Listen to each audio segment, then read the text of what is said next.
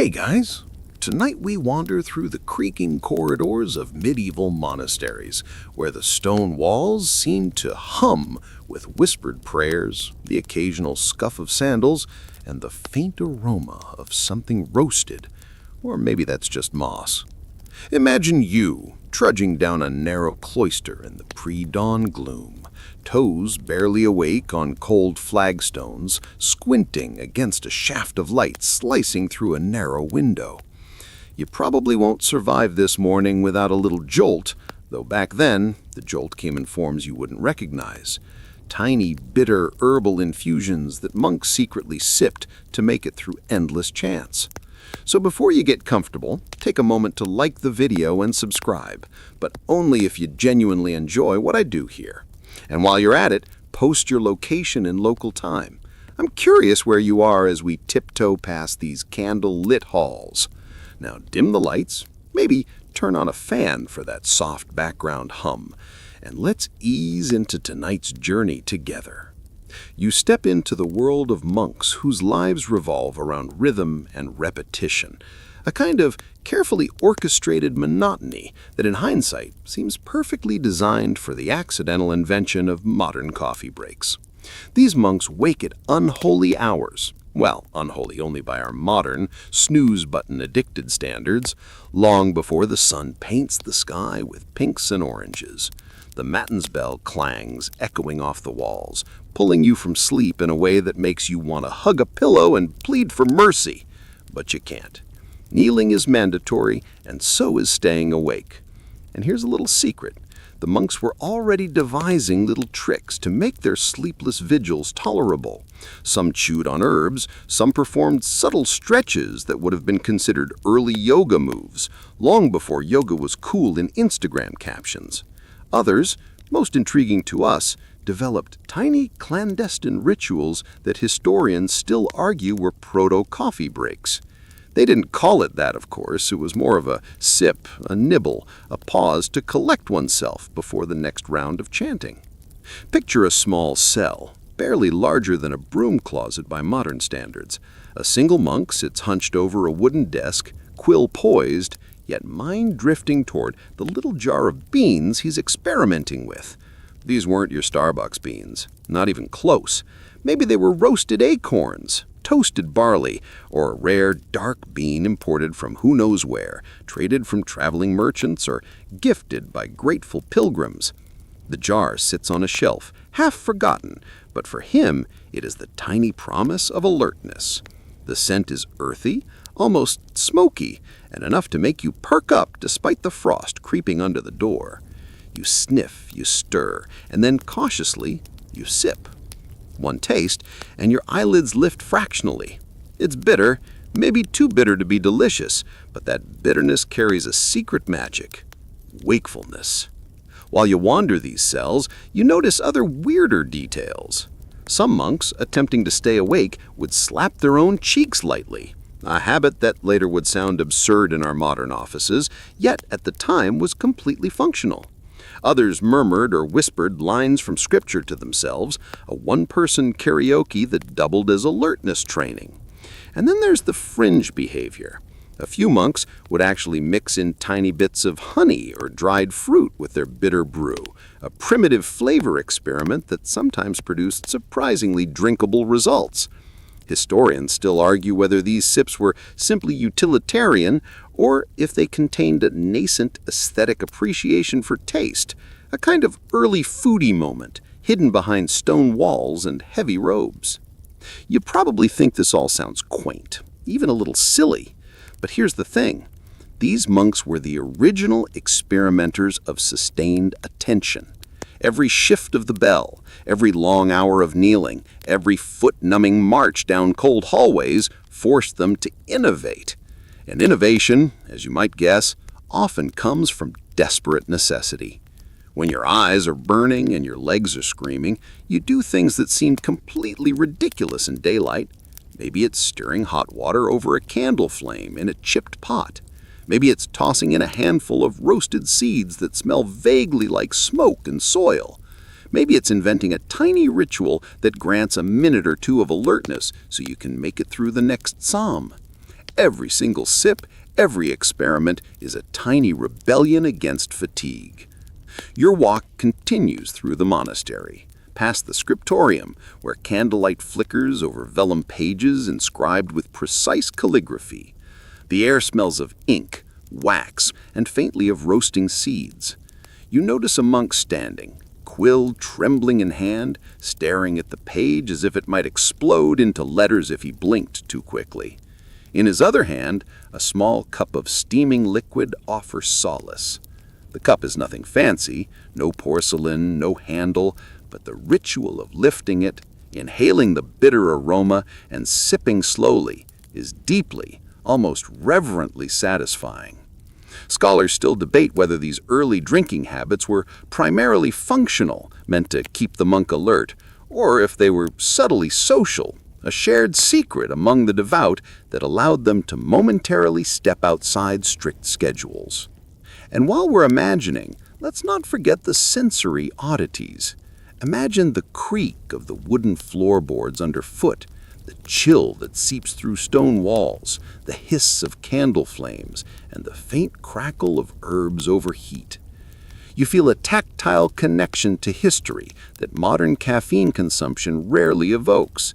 Unlike today's quick cup at a brightly lit cafe, here every sip involves attention, care, and a mild thrill.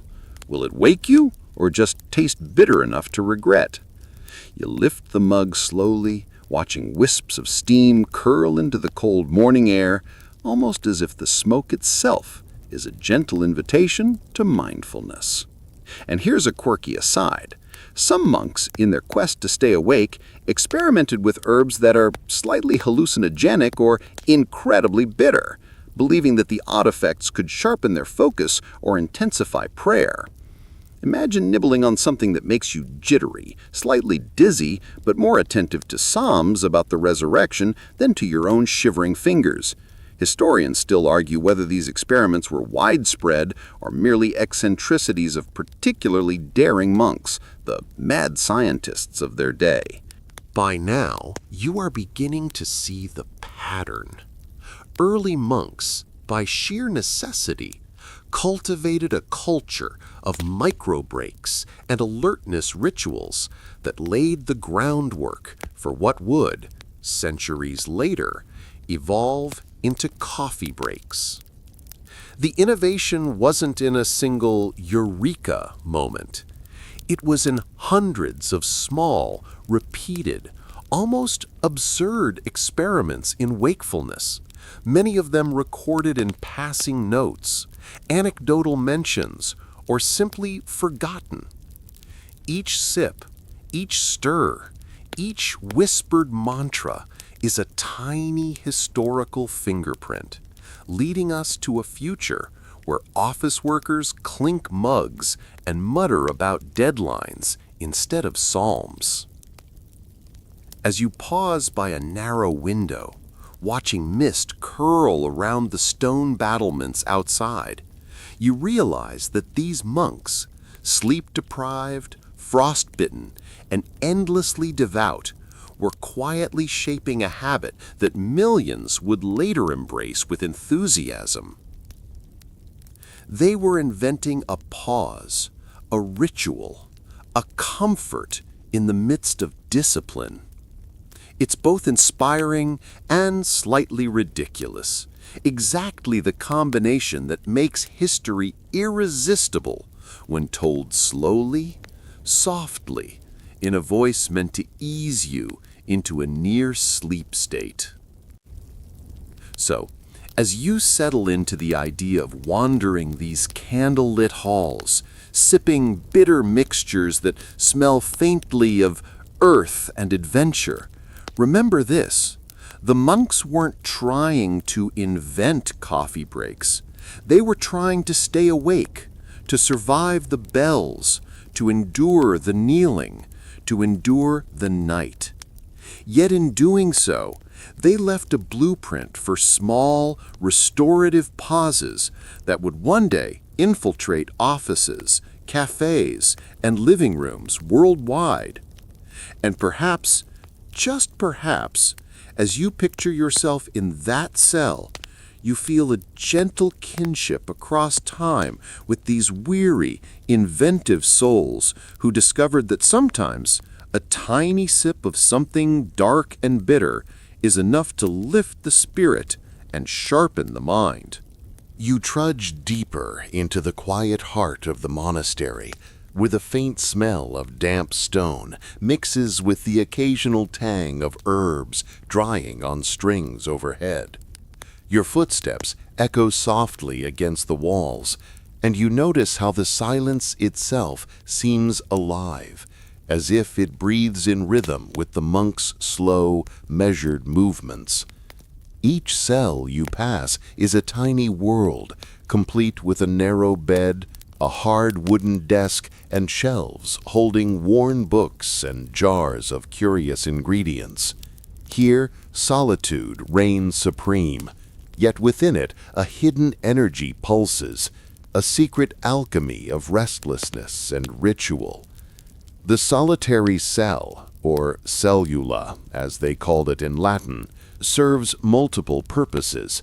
For the monk, it is bedroom, office, meditation chamber, and laboratory, all rolled into one. Imagine yourself perched on a simple stool, quill in hand, trying to copy sacred texts by flickering candlelight.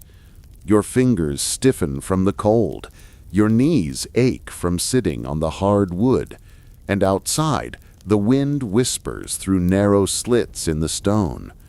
Somewhere nearby, a monk mutters a line of prayer under his breath, barely audible, like a distant echo bouncing through corridors.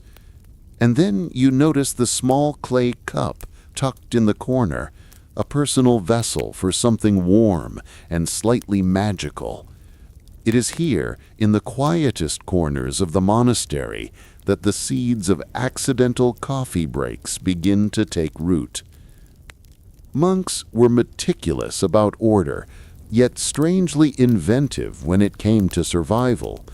If a long night of chanting or copying manuscripts left you exhausted, a traditional solution, sleep, was often forbidden.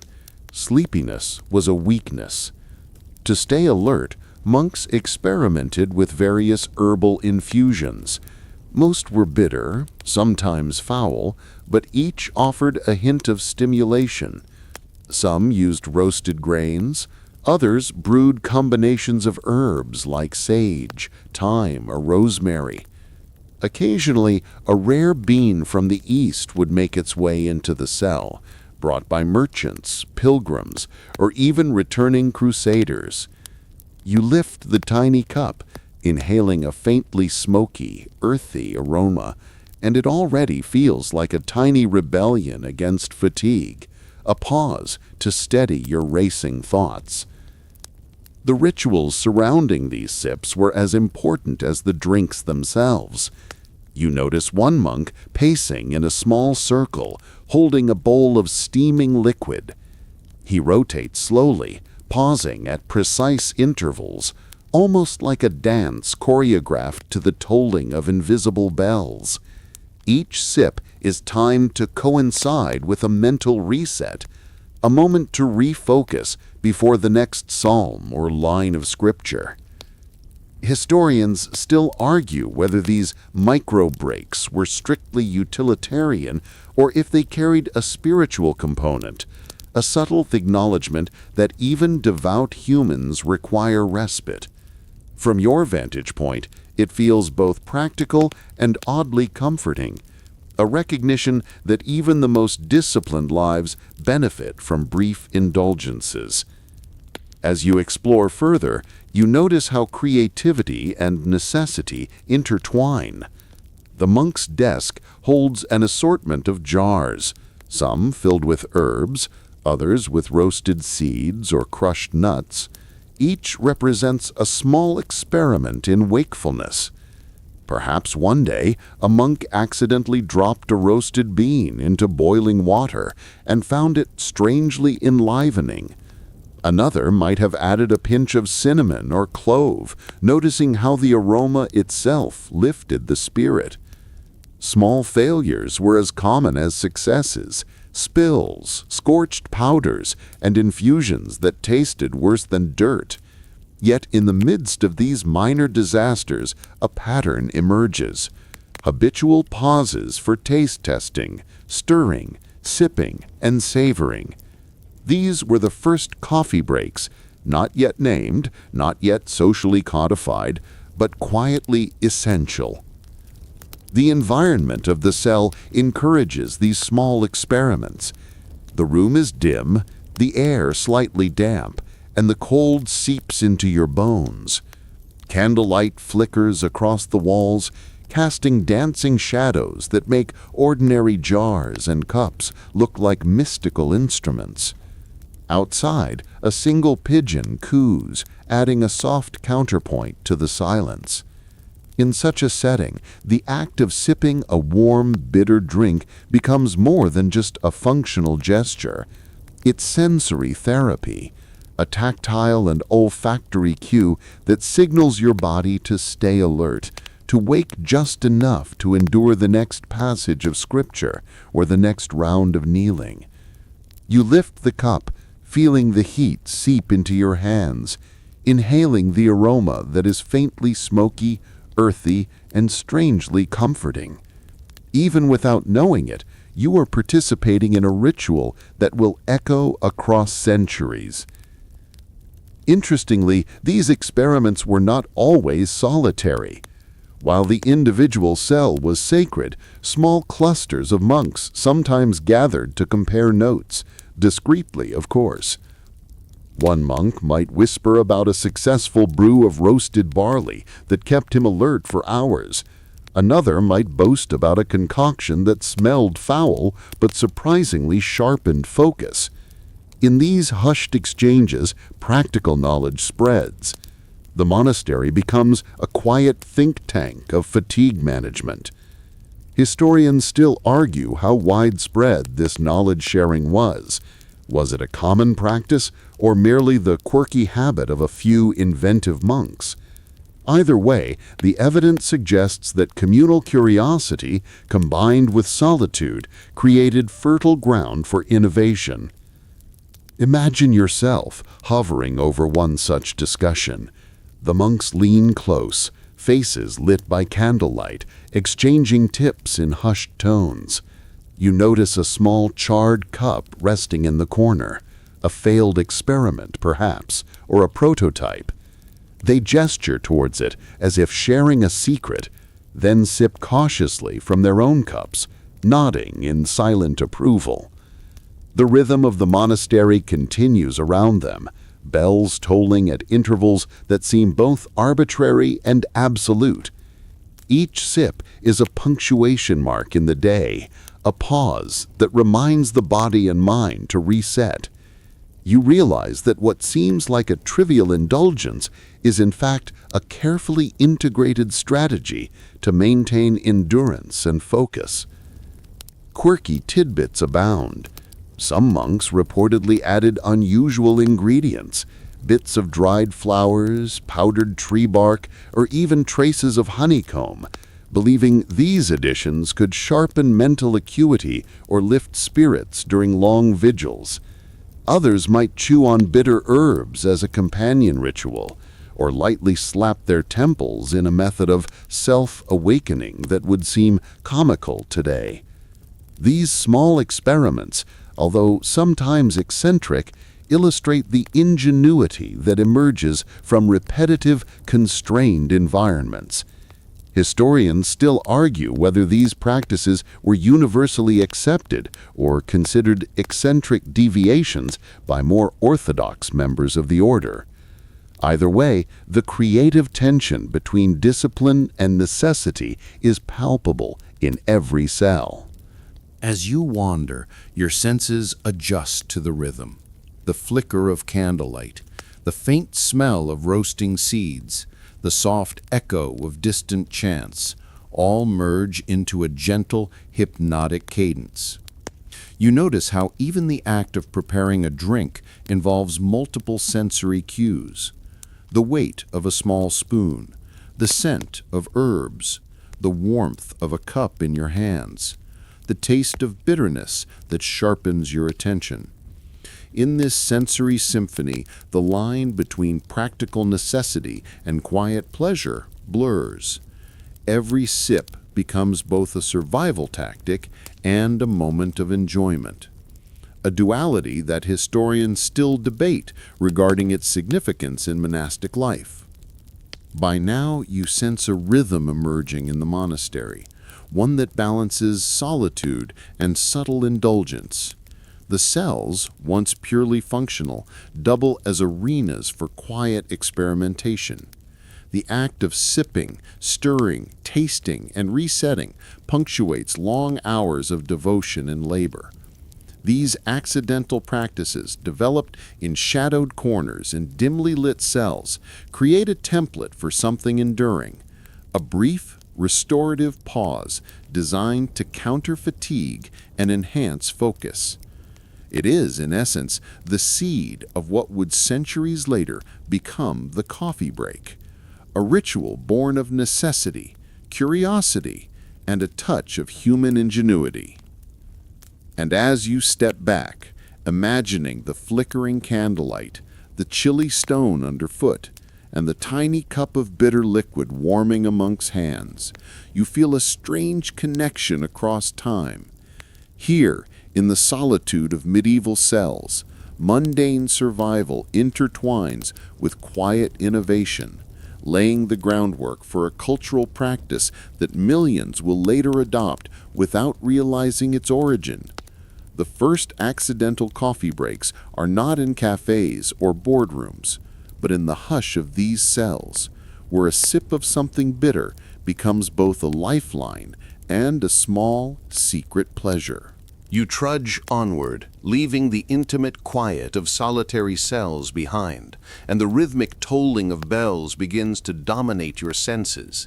Each clang reverberates through the monastery like a physical pulse, a reminder that life here is meticulously timed. Morning prayers, manual labor, study, meals, all are dictated by these resonant metal markers. You can feel them vibrating in your chest, almost syncing your heartbeat to their cadence. And somewhere in this carefully orchestrated schedule, the first proto-coffee breaks quietly wedge themselves in, like tiny whispers of rebellion amid devotion. Imagine yourself standing in the main cloister as the bell rings for Laus, the early morning prayer. The stone floors are cold under your feet, and the chill drifts up through the thin robe you wear. Monks shuffle into position, heads bowed, voices merging in a low, measured chant. The rhythm is hypnotic, almost soporific, and you notice the way tired eyes struggle to stay open.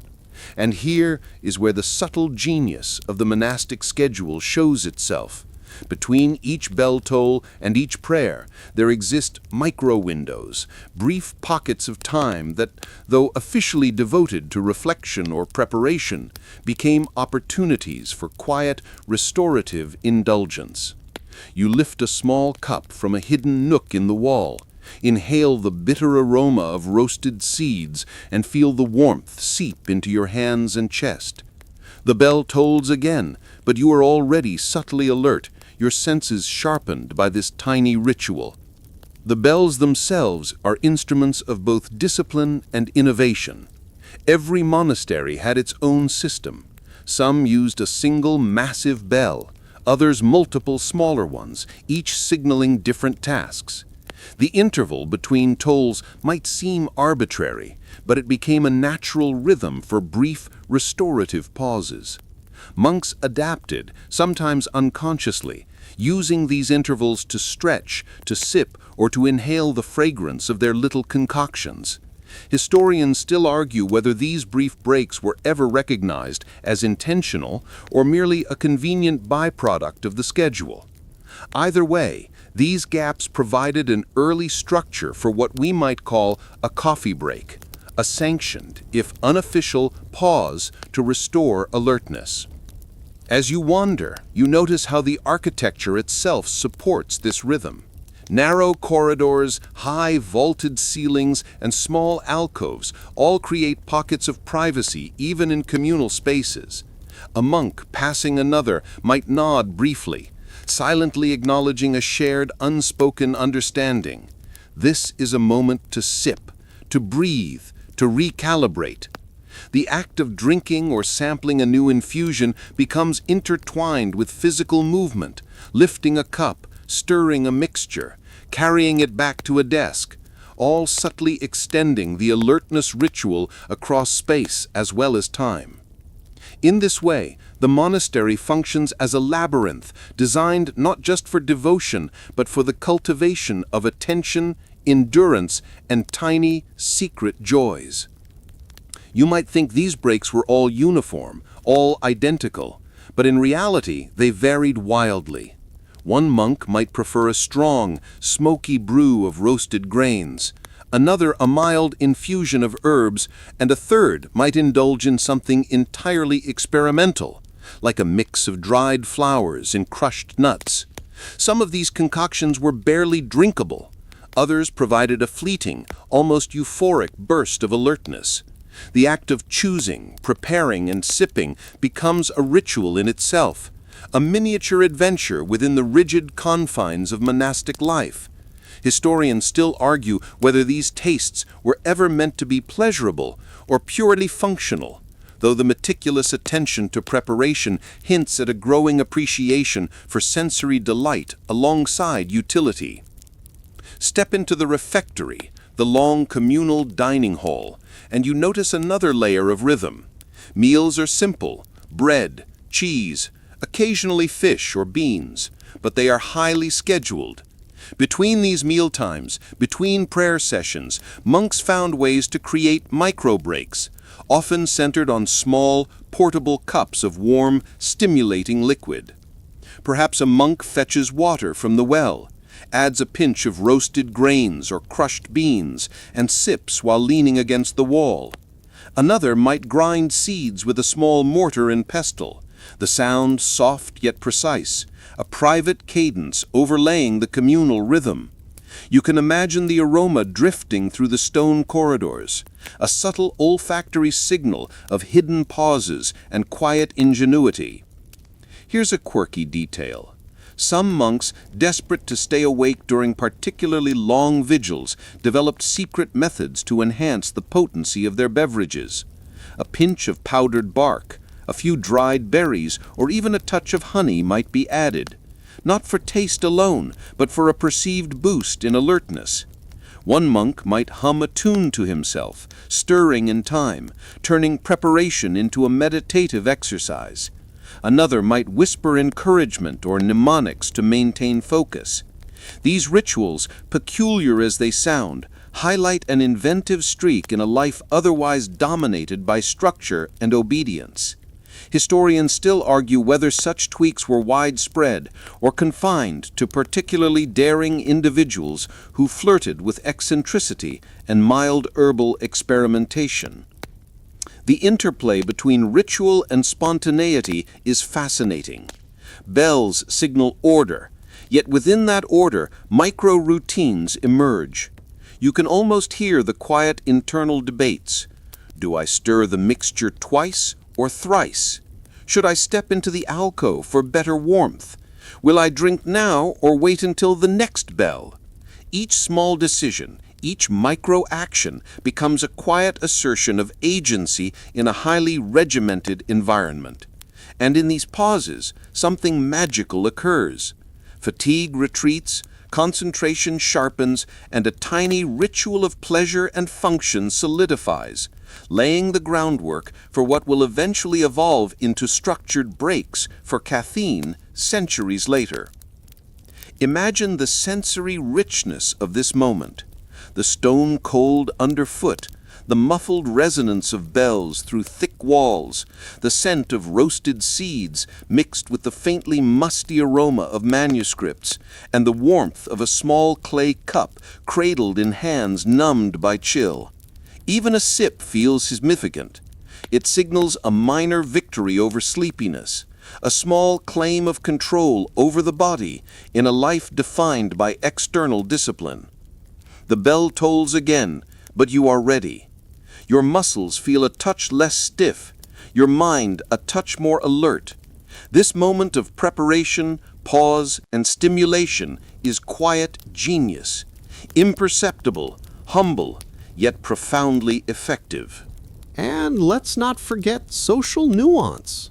While these breaks are private, the monks are not entirely isolated.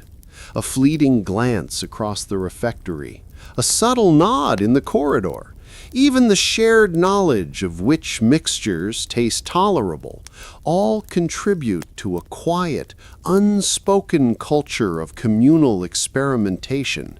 Some monks may have exchanged recipes or preparation methods, discreetly, of course, creating an informal network of sensory knowledge. Historians still debate how structured this network might have been, but the evidence of cross-cell experimentation suggests more than mere coincidence. It is an early form of knowledge sharing, a precursor to modern social rituals around beverage preparation and consumption. As you linger in this imagined world, the bells continue their steady march. You notice how the combination of strict schedule, tactile activity, sensory stimulation, and brief indulgence creates a natural cycle of attention and respite. The monk's solution to fatigue, these small, carefully orchestrated pauses, might seem trivial now, yet it is a sophisticated response to the demands of prolonged focus and discipline. It is, in essence, the blueprint of the coffee break, a deliberately crafted moment of alertness nested within a rigidly structured day. Finally, as you step toward the cloister window and peer out at the mist curling around the monastery, you understand something profound. These monks, with their bells, their schedules, their secret cups of bitter liquid, were not merely surviving. They were quietly innovating, layering sensory, practical, and slightly indulgent techniques to maintain mental and physical acuity. The tolling of the bell is not just a call to prayer. It is a metronome for tiny, restorative interludes, a rhythm that bridges necessity and pleasure, structure and invention. And in this delicate interplay, the accidental coffee break is born, not as a commercial concept, not as a public ritual, but as a private, ingenious pause that would echo through history in ways even the monks could never have imagined. You follow the worn stone path leading out of the monastery into the larger world, stepping carefully over mossy cobblestones as a light drizzle begins to fall. Outside the walls, the air smells of damp earth and distant forests, mingled with faint smoke from hearth fires. Somewhere, a traveler hurries past with a hood pulled low and a pack rattles against his back. And then your mind latches on to a curious thought. The strange beans that will one day revolutionize daily life, those odd dark seeds that would inspire rituals, debates, and even mild obsession, didn't originate here. They came from faraway lands, across deserts, seas, and empires, brought in by merchants whose names are mostly lost to history. These beans, mysterious and exotic, carry with them tales of travel, rumor, and occasional myth, intertwining with monastic life in ways both practical and magical. Picture yourself in the monastery courtyard as a caravan arrives. A monk leans on the low stone wall, squinting against the rain, watching a merchant unpack sacks of unfamiliar seeds. They're small, dark, and oddly shiny, nothing like the grains or legumes the monks usually handle. He picks one up, turning it over in his fingers, noting its aroma, earthy, a bit acrid, faintly sweet. The merchant explains, in broken Latin or hand gestures, that these come from lands where the sun is fierce and the nights are long, where people drink them roasted and ground to stay awake for prayer or study. The monk nods politely, unsure whether to trust the tale, and yet curiosity flickers. Historians still argue whether these beans were ever widely used in early European monasteries before the 17th century, or if they were mere novelties, experimental curiosities for a few adventurous individuals. The allure of the unknown is powerful. You watch as monks gather around the sacks, debating whether to attempt roasting the seeds, and if so, how. Roasting, after all, is an art as much as a science, and improper technique can ruin the flavor or make it unbearably bitter. One particularly daring monk insists on toasting a handful over embers in the kitchen hearth. The smell wafts through the stone corridors, smoky, rich, and unlike anything else in the monastery. You inhale deeply, imagining the mixture of anticipation and trepidation.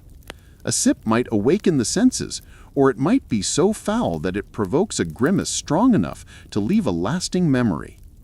This precarious balance between risk and reward, novelty and caution, defines the monk's earliest experiments with coffee-like beans. You probably won't be surprised to learn that these beans came wrapped in stories, many of them slightly absurd. Some claimed the seeds could ward off evil spirits or sharpen the mind beyond ordinary human capacity. Others told of camel caravans, secret mountain monasteries, and mystical rites surrounding the roasting process. Of course, it's impossible to verify these tales. They occupy a fuzzy line between folklore and fact. Yet for monks, steeped in both devotion and curiosity, the stories added a layer of enchantment. Even a small sip carried with it a sense of connection to distant lands, a reminder that their cloistered world was not entirely cut off from the larger currents of trade and culture. The journey of these beans is fascinating, in part because of how improbable it is. Traveled by ship, mule, or camel, sometimes stored in barrels or rough cloth sacks, they were traded for spices, silk, or precious metals.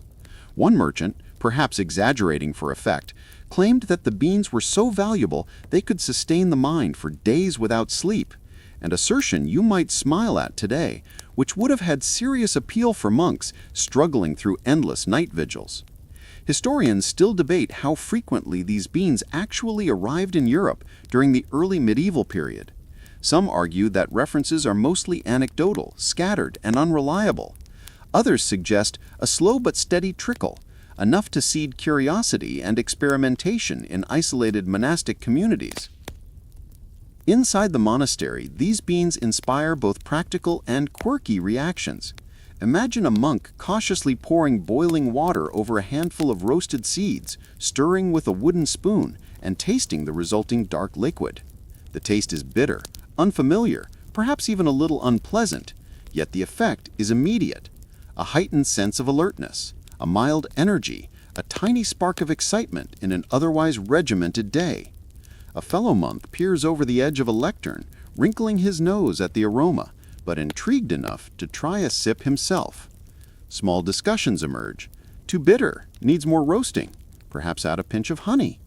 These minor debates become rituals, each sip a micro-adventure in experimentation, discovery, and subtle indulgence. Some monks took the experimentation even further. Records, or at least passing anecdotes, suggest that a few added spices like cinnamon or clove imported from equally distant lands. Others tried mixing the roasted beans with other local herbs, sage, thyme, rosemary, creating hybrid drinks that ranged from tolerable to abominable. You can almost picture the faces of early tasters, lips pursed, eyebrows raised, and muttering under their breath while stirring a cup. In the quiet of their cells, they are simultaneously scientists, artists, and desperate survivors of sleep deprivation. Historians still argue whether these practices were isolated eccentricities or indicative of a broader, albeit secretive, monastic culture of experimentation. Even the act of acquiring the beans was sometimes ritualized. Picture a monk returning from the market, a small pouch of foreign seeds tucked safely in his robe. He treats it with care, as though it is both a sacred and fragile artifact. The process of roasting, grinding, and brewing becomes a meditative act, an early example of what would later evolve into the mindfulness associated with modern coffee rituals. Each step requires attention, patience, and a willingness to embrace the unknown. The final sip, bitter yet oddly satisfying, provides both a tangible benefit, alertness, and an intangible one, a momentary connection to a vast world beyond the monastery walls. Let's not forget the fringe tales. Some sources mention that certain beans were believed to have almost magical properties, capable of enhancing dreams or even visions during deep meditation. Whether true or not, these beliefs colored the early experiments, adding a layer of mystery to what might otherwise have been a purely functional exercise. A monk stirring a cup of steaming liquid might whisper a prayer for insight, imagining that distant lands had imbued the beans with hidden powers. Historians still argue whether such beliefs were widespread or merely charming embellishments of later chroniclers. Yet the allure of the exotic undoubtedly contributed to the persistence of these early rituals. The sensory environment plays a role too. Roasting beans over an open flame fills the air with a rich, earthy aroma. The sound of crackling seeds, the sight of smoke curling toward the vaulted ceilings, and the warmth radiating from a small hearth create a multi-sensory experience that reinforces alertness. Even a single sip engages the senses. Heat, bitterness, and aroma converge to create a subtle but profound effect on both body and mind. This combination of novelty, ritual, and sensation begins to define what will much later be codified as a structured coffee break, a brief pause for refreshment, focus, and even social connection. Outside the monastery, these beans and their early experiments remain largely invisible. Locals might notice strange aromas wafting from stone chimneys, and travelers may hear whispers of unusual drinks that keep monks unusually alert. Some rumors exaggerate the effects, claiming miraculous awakenings or enhanced devotion.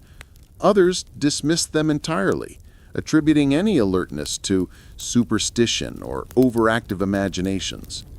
Historians still debate how significant these early introductions of coffee-like beans were in shaping European beverage culture. What is clear, however, is that in the hands of curious and disciplined monks, these beans catalyzed tiny secret experiments that combined practicality, creativity, and occasional indulgence. As you stand in the courtyard, watching the drizzle blur the edges of stone walls and distant hills, you realize that these beans are more than just seeds. They are carriers of story, ritual, curiosity, and ingenuity. In the hands of monks, they become tools of focus, small pleasures, and perhaps even mild rebellion against the constraints of monastic life. The beans travel vast distances, their origins obscured by legend, yet their influence slowly permeates the quiet halls of stone, leaving behind the first hints of a ritual that will one day become commonplace across the world. And so, in the hush of the monastery, amidst bells, chanting, and the occasional murmur of experimentation, the strange beans from strange lands find their place. They are bitter, mysterious, slightly magical, and entirely transformative, setting the stage for the accidental invention of the coffee break, a brief pause for refreshment, focus, and even social connection. You find yourself now inside the monastery's modest kitchen, a space that is at once chaotic and strangely comforting. The air is dense with warmth, the scent of roasting grains, and the faint tang of vinegar from pickled vegetables stored in clay jars along the walls. A small fire crackles in the hearth, sending flickering shadows across the stone surfaces, and the sound of water boiling in a copper cauldron punctuates the otherwise quiet space. Here, Away from the strict rhythm of bells and prayers, monks are free, or at least freer, to experiment with flavors, temperatures, and textures. And it is in this humble kitchen that you begin to glimpse how the leap from bread and soup to something like coffee occurred, often through trial, error, and occasional happy accidents. Imagine a monk kneeling on the cold floor, pounding grains with a wooden pestle, while another stirs a thick porridge over the fire. In the corner, a small vessel holds the mysterious roasted seeds you encountered before, their scent earthy and smoky, drawing the eye like a promise of alertness. Between preparing meals and tending fires, monks begin experimenting, dropping seeds into boiling water, testing small quantities, stirring carefully, and occasionally tasting. The results vary wildly. Sometimes the brew is bitter and acrid, provoking grimaces that linger. Other times the aroma alone is enough to make the effort feel worthwhile. Historians still argue whether these culinary experiments were widespread or confined to a handful of particularly curious individuals.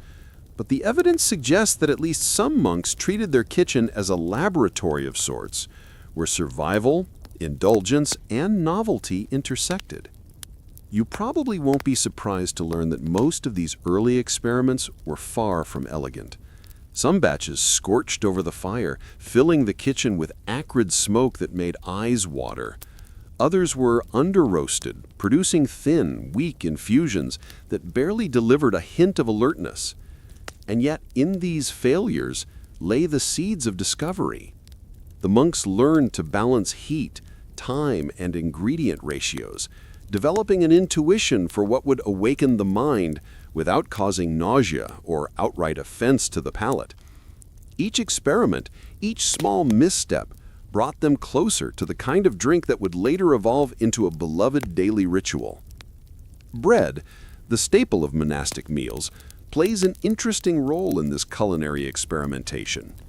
While monks ate it simply, sometimes soaked in broth or spread with modest amounts of cheese, it also provided a neutral base for tasting new concoctions. A bitter infusion might be accompanied by a small piece of bread to temper its harshness. You can imagine a monk breaking off a crumb, dipping it lightly, and assessing how the flavor and texture interacted. These combinations were sometimes practical, sometimes whimsical, and occasionally absurd. Some monks might even sprinkle herbs into their porridge or brew, resulting in bizarre but mildly effective wakefulness aids. Historians still argue whether these flavor experiments were primarily functional, intended to sustain alertness, or if they reflected an emerging aesthetic curiosity, a nascent appreciation for taste and aroma beyond simple survival. The social dimension of these kitchen experiments is equally fascinating. Although monastic life prioritizes solitude, the kitchen often becomes a hub of quiet interaction. Monks might exchange observations. "This batch seems stronger," one murmurs, while another responds, "Perhaps roasted a minute longer." Some share tips on optimal stirring techniques or the subtle addition of sweeteners like honey. These exchanges, although brief and understated, create a collaborative knowledge base, a kind of proto-community centered around the pursuit of mental clarity and alertness. Even in a life devoted to solitary prayer, these micro-communities of culinary experimentation thrive, demonstrating that innovation often arises at the intersection of necessity and social learning. You notice how carefully monks manage their resources. Roasted seeds are scarce and valuable. Water must be boiled efficiently over limited fuel. Every small batch is measured, observed, and tasted with deliberate care. One monk might stand over the fire, cutting his hands around the warm vessel, inhaling deeply before taking a tentative sip. Another jots notes in the margin of a parchment: "Too bitter, roast longer, add a pinch of spice," creating a record that future monks might follow or disregard. In these meticulous acts, the kitchen becomes more than a place for sustenance. It transforms into a laboratory of focus, endurance, and minor delight. Let's pause for a quirky detail. Some monks reportedly experimented with adding unexpected ingredients to their roasted seed concoctions.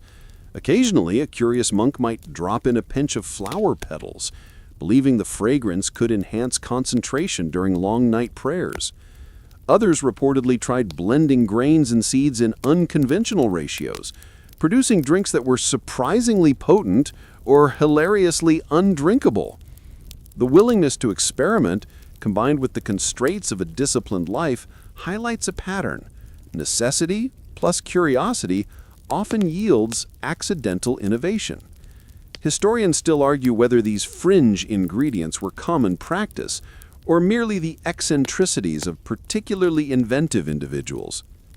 The process itself is rhythmic and sensory, reinforcing alertness through multiple channels. You can hear the crackle of roasted seeds, smell their earthy aroma, and feel the warmth of a cup cradled in your hands. Each step, grinding, stirring, pouring, tasting, engages attention, requiring focus without the pressure of formal study or prayer. In this way, the act of preparing and sampling these early beverages functions as both a micro break and a cognitive exercise, a moment to recharge while remaining engaged with one's environment. Even the act of sipping involves subtle coordination. Tilt, inhale, swallow, evaluate, repeat. Every gesture strengthens awareness, a practical response to fatigue that anticipates the modern concept of coffee breaks by centuries. Meals themselves provide another layer of experimentation. A monk might combine roasted seeds with water or weak broth, sip alongside bread, and note the effects on alertness and digestion. These combinations are crude yet effective, demonstrating an intuitive grasp of nutrition, timing, and sensory stimulation.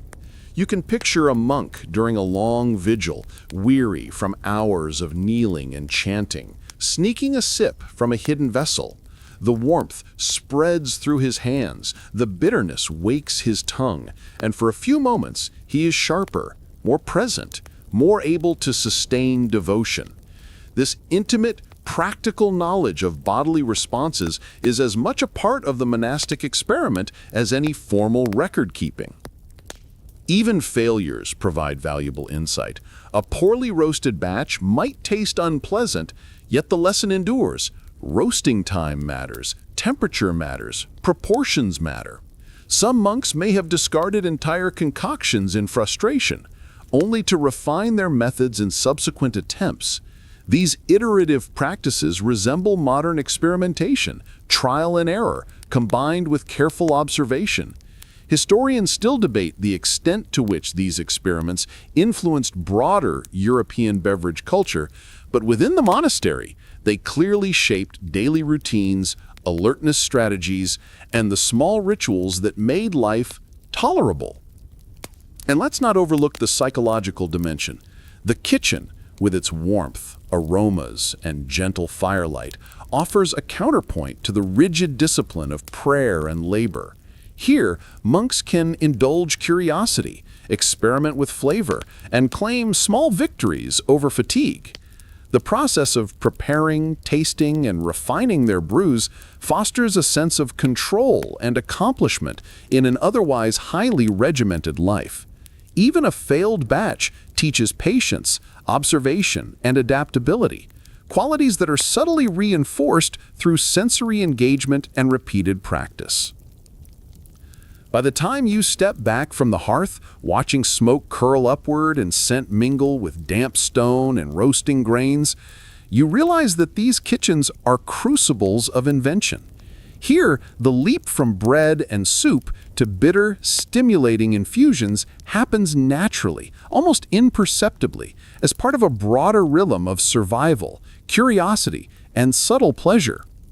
The accidental coffee break is emerging, not as a formal ritual, not yet codified, but as a practical, sensory, and slightly indulgent pause embedded within the routines of monastic life.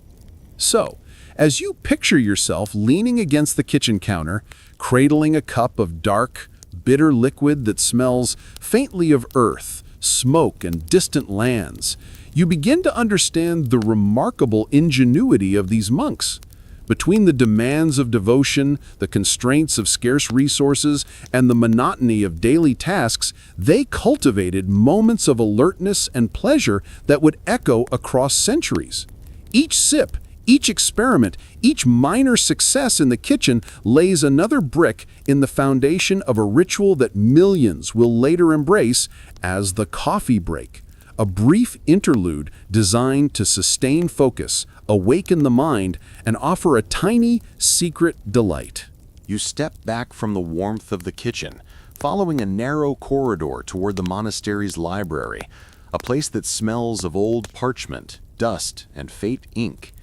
The room is dimly lit by narrow windows, the kind that allow only slivers of sunlight to pierce the gloom, creating long, thin patterns across wooden desks stacked with manuscripts. You trudge along, fingers grazing the spines of books, some leather-bound, others barely stitched, and imagine the centuries of human thought compressed into these fragile volumes. It is here, amid the quiet rustle of parchment and the distant murmur of monks chanting, that the connection between early beverages and intellectual activity becomes starkly apparent. These drinks, bitter and experimental, are not just about survival. They are companions to thought, reflection, and sometimes radical innovation. Imagine a monk seated at a heavy wooden desk, hunched over a manuscript. A small cup sits at his elbow, steaming faintly, the aroma earthy and slightly smoky. His quill hovers hesitantly above the page, paused mid-letter as he takes a sip, feeling the warmth spread through his hands and the alertness settle into his mind. Perhaps he is copying scripture or sketching diagrams of medicinal herbs. Whatever the task, the cup of bitter liquid acts as a tiny stimulant, a subtle lubricant for the cognitive gears that would otherwise grind sluggishly under fatigue. Historians still argue whether these early beverages had widespread influence on intellectual output, but the evidence suggests a significant, if subtle, impact. Monks were staying awake, focusing, experimenting, and occasionally discovering small insights that might have been lost to drowsiness. The library, unlike the kitchen or cells, provides an opportunity to observe another facet of early experimentation, the intersection of sensory and cognitive engagement. You can almost hear the rhythmic scratch of quills, the soft rustle of turning pages, and the occasional cough or whisper. Within this environment, the act of sipping a warm, bitter brew serves multiple functions. It invigorates the senses, yes, but it also creates a mental pause, a moment to reset attention, a brief interval in which concentration sharpens. One monk leans back in his chair, eyes squinting in the dim light, and rotates the cup gently, inhaling its aroma. He tastes, judges, and records notes on flavor, effect, and perhaps even the subtle shift in mental acuity.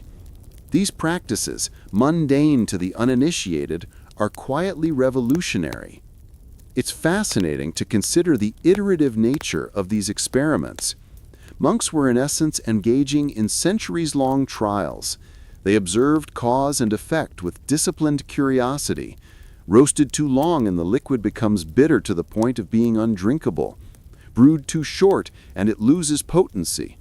Add too much of a spice and the taste overwhelms. Too little and it has no discernible effect.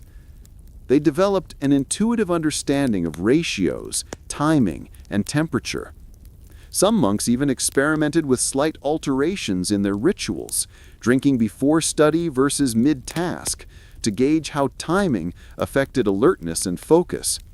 Historians still debate how systematic these trials truly were, but it is clear that monks were methodical observers of both sensory and cognitive outcomes, laying the groundwork for centuries of ritualized, focus-enhancing breaks. Quirky details abound in these libraries. Some monks reportedly placed tiny notes beside their experimental cups, marking results in shorthand symbols that would baffle modern eyes. A cross might indicate too bitter. A dot might mean alertness achieved. A circle could signify needs longer roasting. Others annotated margins with personal reflections on mood, attention span, or even inspiration for sermons or medical recipes. The practice blends the practical, the analytical, and the almost whimsical. A sip here, a note there, and slowly a body of knowledge emerges, not just about flavor, but about the human mind and body under fatigue, the very subject of what will one day evolve into coffee break culture. Step further into the library and notice the social dimensions that unfold quietly here. Though monks often work in solitude, libraries encourage observation and subtle interaction. You might see one monk glancing at another's notes, silently comparing outcomes, then nodding in recognition or jotting a personal variation on his own parchment. Whispered comments, subtle recommendations, and the occasional shared cup of experimental brew create a network of informal communication. These micro-exchanges, though secretive and understated, allow knowledge to circulate, fostering a culture of innovation within rigidly structured life. Historians still debate whether this networking was routine or merely anecdotal, but it is plausible that such small exchanges helped standardize early beverage practices. Imagine the sensory elements at play. The warmth of the cup in cold hands, the faintly smoky aroma drifting across parchment, the sharp tang of roasted seeds on the tongue. All these reinforce mental alertness. Even the act of moving the cup to the lips involves micro-coordination, keeping the mind subtly engaged, while providing a small dose of comfort and novelty. Unlike today's rapid caffeine consumption, this process is slow, deliberate, and almost meditative. Each sip punctuates study, each aroma cues focus, and each taste provides feedback that informs the next trial. In this sense, the beverage functions as both stimulant and cognitive tool, a companion to mental labor, rather than a mere indulgence. Some monks pushed experimentation further, blending roasted seeds with local herbs, sage, rosemary, thyme, or occasionally importing tiny amounts of exotic spices. One can imagine the careful hands, the thoughtful rotations of the cup, the precise measurements, and the notes scribbled in margins. A pinch more of this, a minute longer on the fire, a longer cooling period. Occasionally, the mixture might be too bitter or too weak or pleasantly aromatic. Each failure or success reinforces the monk's understanding of cause and effect, a microcosm of applied scientific reasoning long before such methods were formally articulated. Historians still argue whether these experiments contributed meaningfully to later beverage traditions or remained isolated curiosities, but within the monastic world, they clearly shaped daily routines and attention strategies. You probably won't be surprised to learn that some monks experimented with timing their sips against cognitive tasks. Drink too early and the effect might fade before study ends. Too late and it risks interfering with prayer or contemplation. Some observed subtle interactions between liquid temperature, pacing, and mental alertness, recording personal observations with meticulous care. Others experimented with combining the beverage with minimal food intake, seeing how it affected endurance during long copying sessions. Each tiny adjustment was part of a larger empirical process of understanding the human mind, attention, and sensory engagement. By now, the library is not just a repository of knowledge, but a laboratory of perception, cognition, and sensory calibration. Monks move among desks and manuscripts, sipping, observing, adjusting, and recording. A ritual emerges: select, roast, brew, taste, note, and repeat. Each step trains both body and mind, creating a subtle but powerful rhythm of attention and restoration. The act of sipping is no longer incidental. It is a carefully embedded strategy for managing focus and endurance, an early manifestation of what will centuries later become a formalized coffee break. And here's a quirky aside. Some monks reportedly use the cups not just for drinking, but for inhaling the aroma as a mental stimulant before study or prayer. One monk might cradle the cup, close his eyes, and draw in the earthy, smoky fragrance, noting a subtle increase in alertness without a single sip. This technique underscores the experimental mindset of monastic life, demonstrating that even in strict routines, human ingenuity finds a way to optimize experience and attention. Historians still argue about how common these aroma-based methods were, but they highlight a sophisticated understanding of multisensory stimulation in early European monasteries. As you linger in this space, you notice how the combination of ritual, sensory engagement, and subtle indulgence integrates seamlessly into monastic life. Bells, chants, and schedules provide structure. Cups of bitter liquid provide micro breaks that sharpen cognition and refresh the senses. The library, in particular, acts as a crucible for this subtle innovation, linking beverage experimentation directly to intellectual labor. Each sip, each note, each inhaled aroma is part of a continuum of practice that bridges discipline and curiosity, utility and pleasure. Finally, you glance out the library window, observing the mist curling around the monastery walls and the rain-slicked cobblestones below. The monks at their desks, cups at their elbows, embody a quietly remarkable synthesis of necessity, creativity, and ritual. The accidental coffee break is taking shape, not as a public institution, not as a commercial concept, but as a carefully cultivated private practice embedded in daily life. Through taste, aroma, observation, and reflection, these early practitioners discovered the profound value of brief pauses, establishing a rhythm that would resonate through centuries and inspire a global culture of focused, restorative indulgence. You step out of the dim library into the monastery's scriptorium, a sun-dappled room where dust motes float lazily through narrow windows and the smell of ink and parchment hangs thick in the air. Here, monks copy texts with painstaking care, quills scratching in unison like the soft rhythm of distant raindrops. You trudge along the stone floor, noting the faint warmth from a hearth tucked into a corner and the small, curious vessel resting near a monk's elbow, filled with the dark, earthy liquid that has slowly become a companion to thought. In this sacred and focused space, the relationship between beverage and cognition grows even more apparent. Each sip, each taste, each inhalation of aroma is not just a brief indulgence.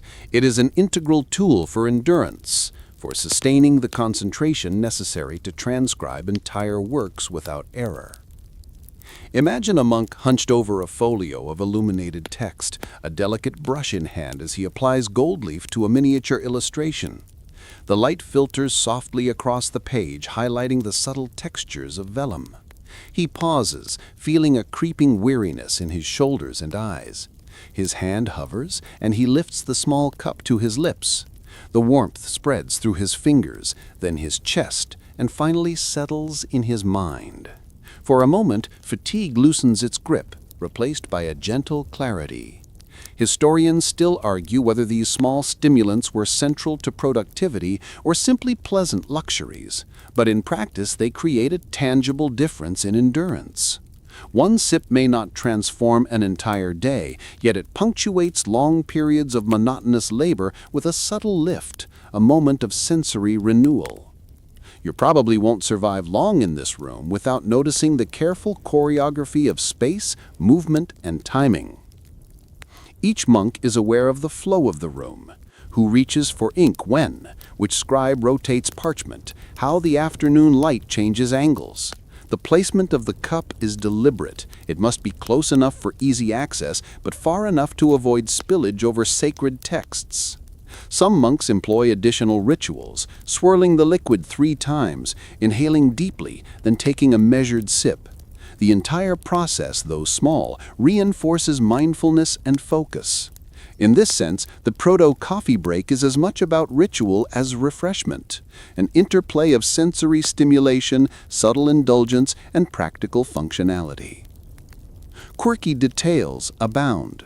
Some monks reportedly kept tiny labels on their cups, scribbled with symbols or short notes, a cross for particularly bitter batches, a small star to indicate a preferred strength, a wave to denote an experimental blend.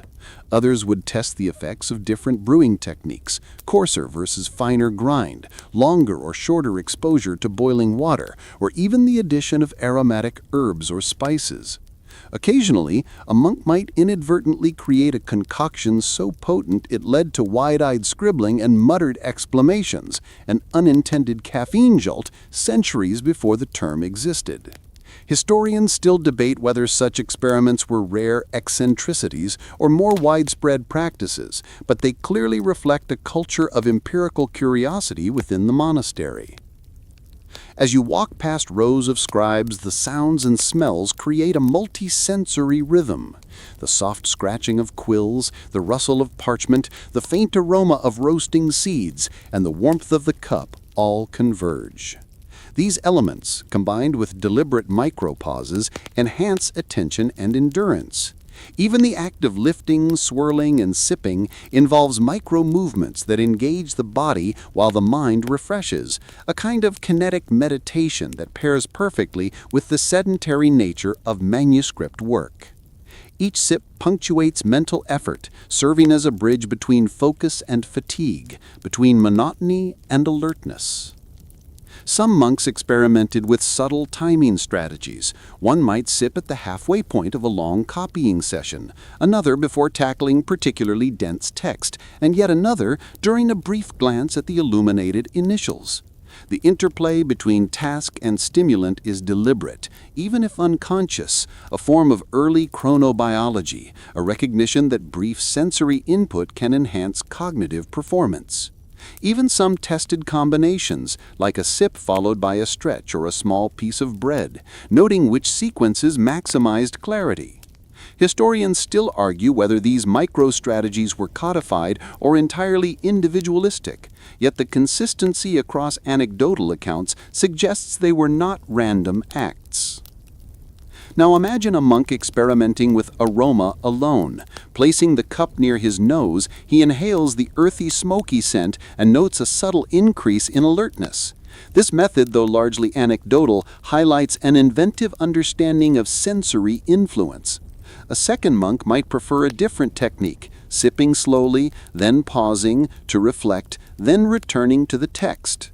These variations suggest an early, intuitive grasp of cognitive pacing and sensory optimization. Even in a regimented monastic life, small acts of personal experimentation provide autonomy, pleasure, and subtle improvement in mental endurance. Some interesting fringe details emerge in scriptoriums of the period. One anecdote recounts a monk who used a thin reed to stir a mixture of roasted seeds and spices while reciting a particular chant, believing the combination amplified focus. Another reportedly tested different water sources, spring water versus boiled well water, recording minute differences in flavor and perceived alertness. While these practices may seem idiosyncratic, they reflect a broader monastic inclination towards observation, measurement, and iterative refinement. Historians still argue how representative such extreme experimentation was, but within these isolated accounts, we see the seeds of systematic, ritualized consumption of cognitive stimulants. The scriptorium also emphasizes the social dimension of these micro-breaks. Even though monks work in relative solitude, subtle cues and observations circulate. A glance towards a colleague's cup, a brief comment about strength or flavor, a shared chuckle at an especially bitter concoction. These moments forge micro-connections within the disciplined structure of the monastery. You can almost sense an invisible network of experimentation where each monk contributes to a collective understanding of taste, stimulation, and mental acuity. In the act of writing itself, the beverages play a dual role, physical and psychological. A sip warms hands and chest, counteracting the chill of stone floors and drafty windows, while simultaneously sharpening the mind for long transcription sessions. The sensory engagement, the earthy aroma, the gentle bitterness, the warmth, works in tandem with cognitive effort, reinforcing both endurance and attention. These effects, though subtle, are critical in a world where extended periods of concentration are required to preserve knowledge and culture. The cup at the elbow is more than a drink. It is a tool of productivity, a companion to reflection, and a tiny, sanctioned indulgence within a life of discipline. Step outside for a moment to consider the broader implications. These early monastic experiments are not confined to individual novelty. They establish patterns that ripple forward in time. The integration of brief, sensory-rich pauses into structured labor anticipates the modern coffee break, demonstrating an early understanding of the benefits of micro-restoration. Monks, through disciplined observation and iterative experimentation, discovered that brief indulgence enhances output and endurance, a principle as relevant today as it was in the stone corridors of the scriptorium. Finally, picture the room as evening descends. Sunlight fades, flickering candlelight takes over, shadows deepen across manuscripts and cups, and the monks, still at their desks, sip quietly, recording observations, adjusting techniques, and sharing subtle advice. In these moments, the accidental coffee break solidifies as a living practice, a deliberate pause, sensory engagement, and cognitive enhancement woven into the fabric of daily life.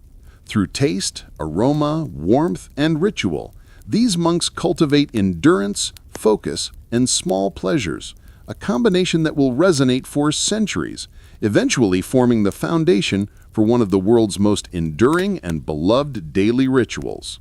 You wander from the scriptorium back into the cloister, the long stone corridors echoing softly with your footsteps, the faint drip of water from the eaves outside adding a hypnotic rhythm to your movement. The air is cooler here, carrying traces of damp earth from the gardens and the faint tang of iron from aged hinges and chains. This is where the daily cycle of labor, prayer, and study intersects with the subtle pleasures of taste and ritual. Here, in the rhythm of courtyard walks and whispered exchanges, the monks discover yet another dimension of their early beverage practice: social reinforcement. You begin to notice that the accidental coffee break is not merely a solitary indulgence, it is slowly evolving into a shared, semi-public ritual, a communal micro-moment of alertness and calm. Imagine a group of monks walking slowly along the cloister, their hoods pulled low, hands tucked into sleeves, voices muted as they discuss scripture, medicinal herbs, or the nuances of a particularly difficult manuscript passage. Each carries a small cup of their roasted seed infusion, the aroma weaving subtly through the cold air. One monk lifts his cup in greeting to another, a silent acknowledgement of shared purpose and taste. Historians still argue whether these communal sips were routine or merely ceremonial, but the anecdotes suggest that such moments provided both comfort and social bonding. The shared experience reinforces focus, camaraderie, and even quiet joy, elements that will later define the social aspect of coffee breaks far beyond monastic walls. You probably won't survive noticing the small, almost whimsical practices that accompany these walks. Some monks swirl the liquid in their cups, inhaling the aroma deliberately, as if performing a private meditation. Others carry tiny spoons, tasting cautiously and making minute adjustments, perhaps adding a pinch of honey or a scrap of dried herb. Occasionally, one monk will tease another about the strength of his brew, eliciting a soft chuckle that echoes along the stone walls. These subtle, playful interactions transform the act of drinking from mere sustenance to a multi-layered social and cognitive ritual. The cloister also serves as a laboratory for observational learning. A monk watching his peers can absorb knowledge without active instruction. Notice the timing of sips, the angle of the cup, the subtle effects on posture and alertness. Others observe how aroma alone can trigger focus, or how brief pauses in conversation combined with a sip reinforce attention. These observations, though informal, create a network of empirical understanding. Historians still debate the extent to which such observational learning shaped broader European beverage culture, but within the monastery, it fosters consistency, refinement, and the gradual standardization of techniques. Quirky details emerge in these cloister walks. One account suggests a monk would tap the edge of his cup 3 times on the stone before drinking, a superstitious gesture he believed maximized clarity. Another would whisper a short prayer over the liquid, asking for both alertness and insight into his work. Some would walk slowly in patterns that mimic the hours of the day, timing their sips to the rhythm of bells that signaled prayer, labor, or meals. These small idiosyncratic rituals demonstrate how creativity, observation, and routine intertwine, producing practices that are functional, pleasurable, and subtly social. The sensory environment enhances these effects. Cold air hits warm skin, the aroma of roasted seeds mingles with the earthy scent of moss and stone, and the gentle murmur of conversation provides a soft background hum. The physical act of walking, legs moving rhythmically, hands cupping warm vessels, stimulates circulation and alertness. Even subtle variations in posture or grip affect how the beverage is experienced. The combination of movement, aroma, warmth, and taste creates a holistic micro-break, activating multiple senses simultaneously and reinforcing the cognitive benefits. This interplay between body, mind, and ritual foreshadows the modern understanding of the coffee break as both sensory and functional. You notice the timing of these walks is not random. Monks may take them in mid-morning, after a long vigil, or during the afternoon lull, using the beverage to counter fatigue and maintain focus. Some experiment with walking routes, short circuits to conserve energy, longer paths for mild exercise and contemplation. Others test combinations, a sip before conversation, a sip during reflection, or even paired with a small snack to moderate bitterness. Each iteration is recorded mentally, sometimes on parchment, sometimes in shared whispers. Through repeated practice, they develop an intuitive understanding of timing, dosage, and ritual pacing. Historians still argue about the systematic nature of these practices, but their consistency suggests practical efficacy rather than mere whimsy. The social dimension extends beyond casual observation. You can imagine monks gathering briefly at the cloister's corners, comparing results, offering advice, or exchanging small quantities of rare or particularly well-roasted beans. These exchanges are low-key but significant. They distribute knowledge, encourage experimentation, and reinforce communal norms around preparation and consumption. The beverage is thus transformed from a solitary stimulant into a shared tool of cognition, alertness, and subtle social bonding. Small, almost invisible networks of information and practice emerge, creating a culture of refinement that will echo far into the future. Quirky and fringe elements persist. One monk reportedly experimented with aromatic pairing, holding the cup under his nose while sniffing flowers or herbs from the garden, testing the interplay of scents on alertness. Another might secretly record perceived effects of different water sources, spring, well, or rainwater, on taste and mental clarity. These eccentricities highlight the monastery as a crucible of sensory exploration, combining practical cognition, subtle indulgence, and creativity within a disciplined environment. Historians still argue how representative such experiments were, but the anecdotes suggest a level of sophistication and curiosity that belies popular assumptions about monastic rigidity. You probably won't survive without noticing the quiet joy these moments create. Amid the austerity of monastic life, these shared sips punctuate monotony, provide micro-pleasures, and foster subtle social connection. The accidental coffee break is emerging as a multi-layered phenomenon, a brief cognitive reset, a sensory indulgence, and a lightly social ritual. Each element reinforces the others, producing a holistic practice that balances discipline with delight. Finally, picture the scene as afternoon light fades into early evening. Shadows stretch across the cloister, highlighting the rhythm of stone, water, and movement. Monks return to their cells, cups empty or nearly so, faces reflecting quiet satisfaction and renewed alertness. In these unassuming moments, the foundations of modern coffee culture are quietly laid. Through shared practice, sensory engagement, and thoughtful timing, the monks cultivate a proto-coffee break, a deliberate pause that sustains mind, body, and spirit, and a testament to human ingenuity within the constraints of disciplined life.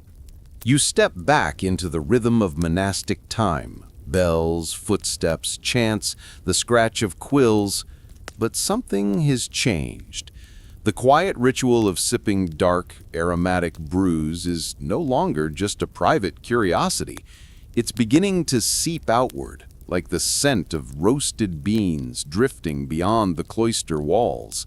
You sense it in the way visitors linger a little longer at the monastery gate, hoping for a taste of something warm and strange. In the way traveling scholars mention it in their letters.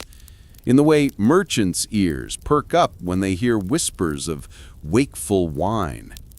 What began as an accident, a way for monks to stay awake through long vigils, has now become a subtle cultural current.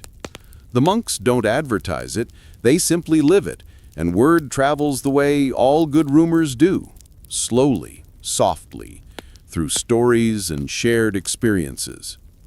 Historians still argue whether it was the Benedictines, the Cistercians, or the Franciscans who first let the secret slip, but it's likely it wasn't one particular order at all, just human nature. When something works, someone eventually tells someone else. Imagine a cold dawn in a small town near a monastic settlement. A baker, bleary-eyed and dusted with flour, brings bread to the monastery kitchens before sunrise. A kindly monk, perhaps Brother Petrus, who has a soft spot for gossip and generosity, offers him a cup of the dark, bitter infusion. The baker sips, frowns, sips again. "Strange," he mutters. "Burnt barley?" Brother Petrus shrugs with a little smile. "No barley." "Then what?" Petrus simply raises an eyebrow. "Something that helps one listen longer to God." The baker chuckles. To customers." He drains the rest and asks, half joking, if he can take a small jug home. That's how it begins, not with grand declarations, but with small acts of kindness, curiosity, and the irresistible pull of novelty. Soon the word spread among merchants and travelers. They don't call it coffee, not yet. They call it the monk's drink, or the wakeful brew. Caravans bringing herbs, spices, and cloths from the Levant begin to hear about it. Somewhere along these trade routes, a crate of dark beans changes hands for a generous sum. The monks, ever pragmatic, accept donations of strange seeds and herbs in return, experimenting as they go. The accidental invention begins to find its way into secular hands. Artisans and scribes visiting the monasteries to repair walls or copy manuscripts leave with the memory of an unfamiliar bitterness that somehow feels clean, invigorating, alive. And though the monasteries never intend to market the brew, its quiet power spreads. You probably won't survive trying to map the exact route. Historians haven't, and they've been arguing about it for centuries. Some claim the first true European coffee beans arrived in Venice via Ottoman traders around the 16th century. Others believe monks in Ethiopia or Yemen were experimenting much earlier with something nearly identical. But here, in the 13th and 14th centuries, what the monks drink isn't coffee yet. It's an echo of it, roasted, brewed, bitter, and capable of keeping one's eyelids open when reason says otherwise. The point isn't precision, it's the pattern. Ideas, like aromas, travel invisibly. The monastery's guest house becomes an unintentional hub. Pilgrims, scholars, and travelers pause for rest, given a small cup to warm the blood. They sip, curious, then alert, then unreasonably chatty for men who were dozing moments before.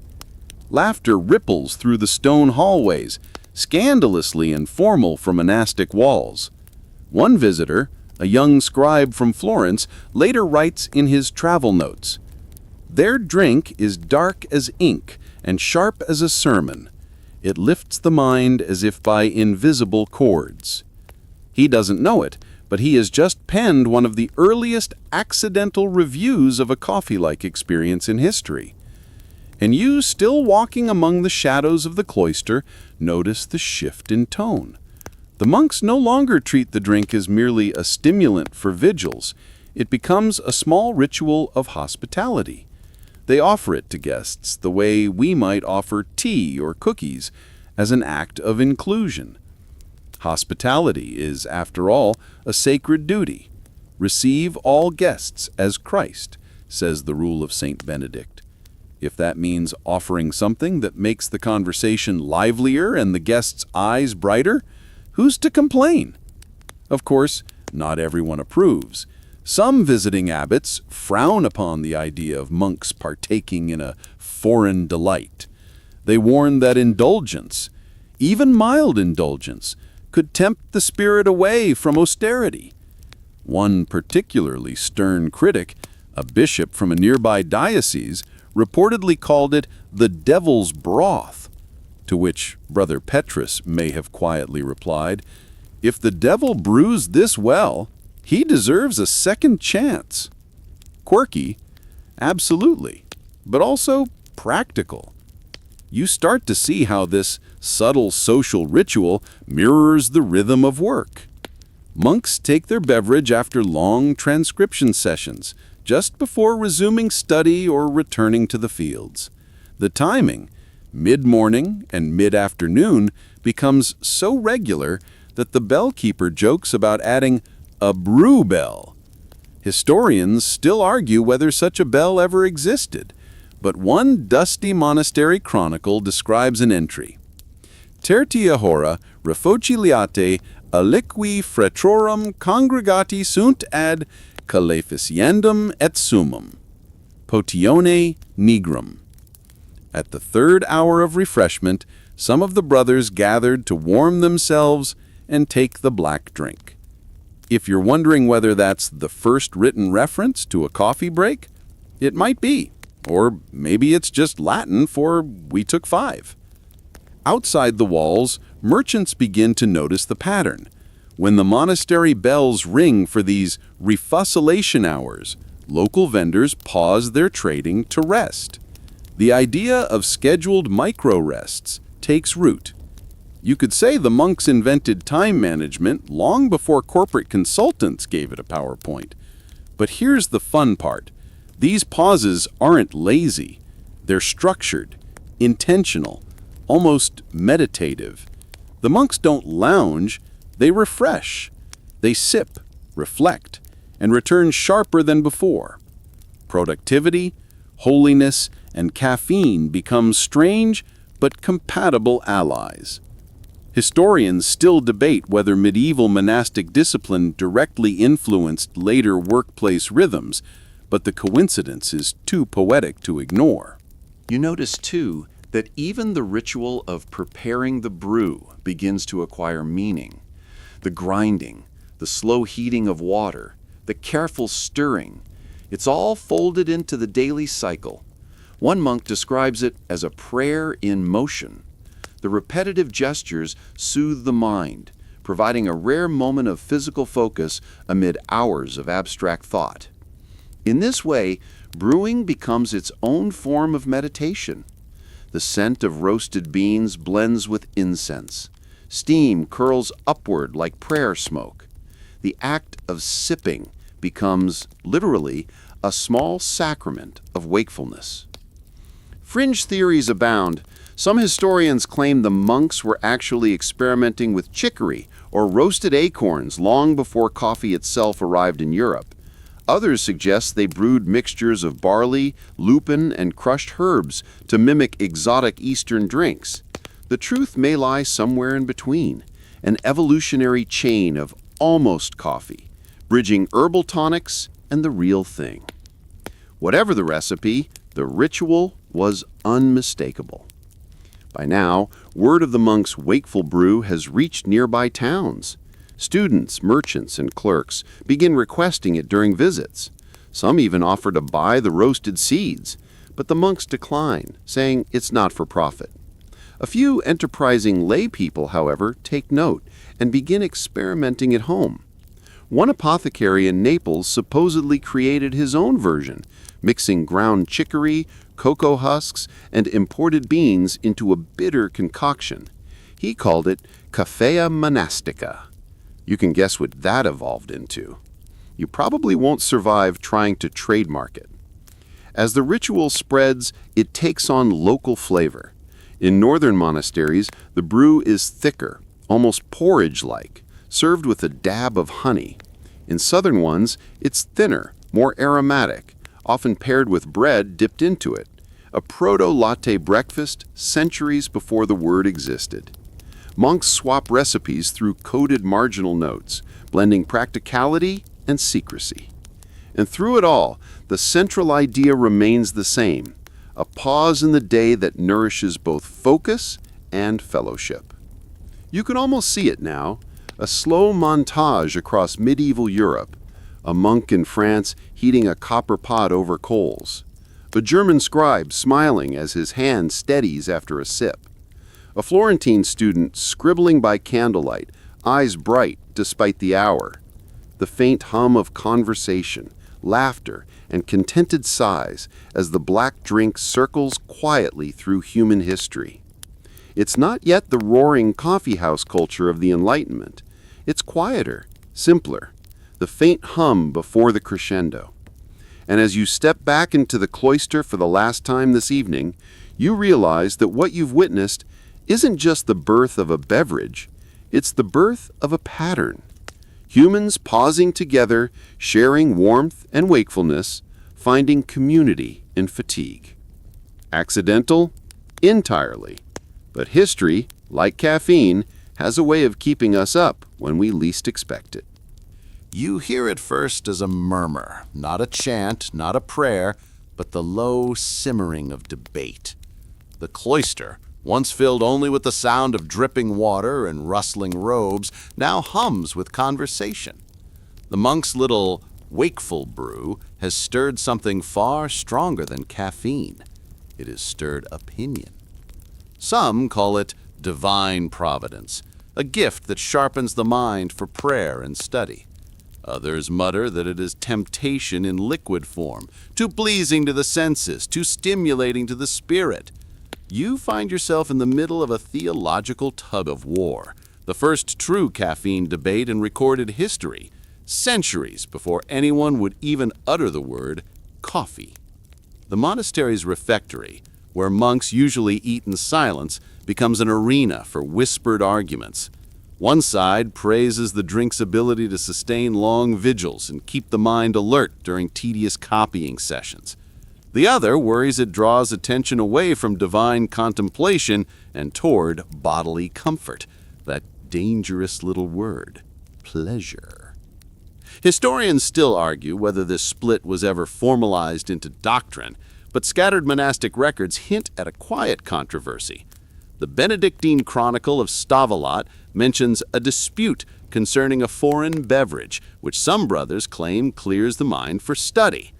That sounds harmless enough, until you remember that monks once argued for years over whether a beaver counted as a fish.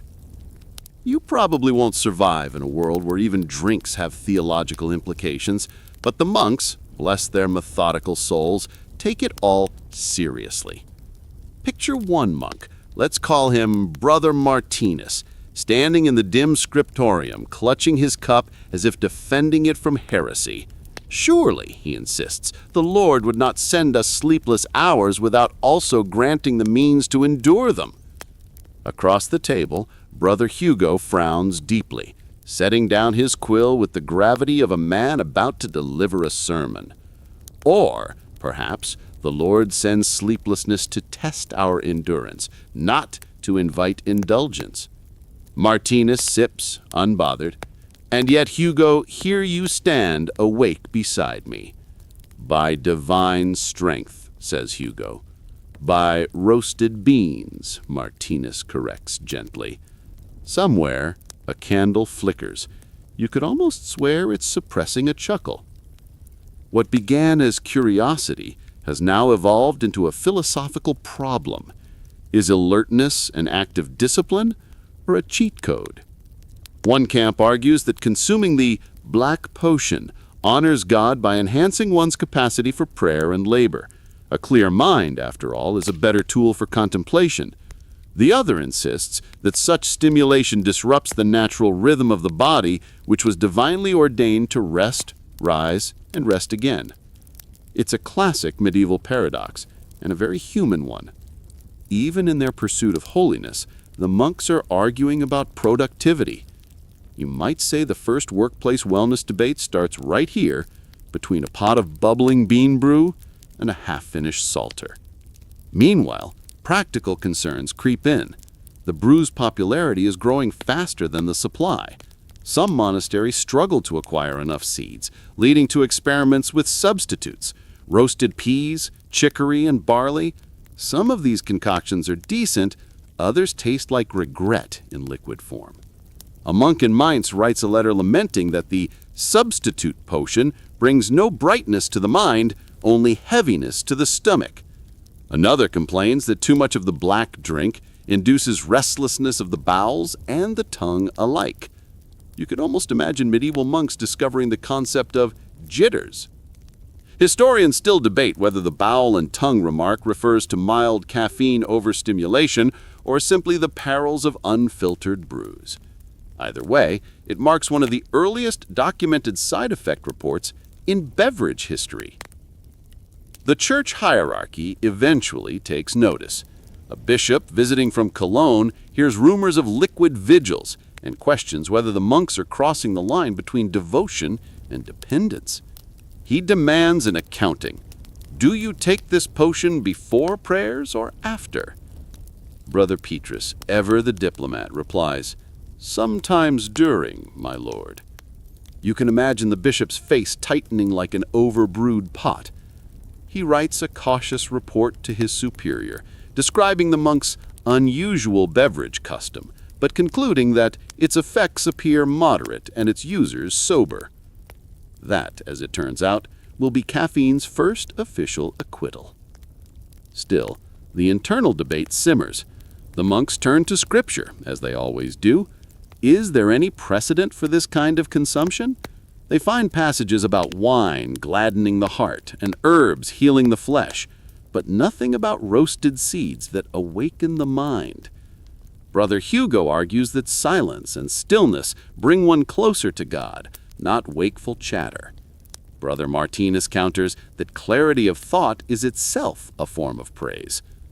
One night, the abbot settles the matter, temporarily.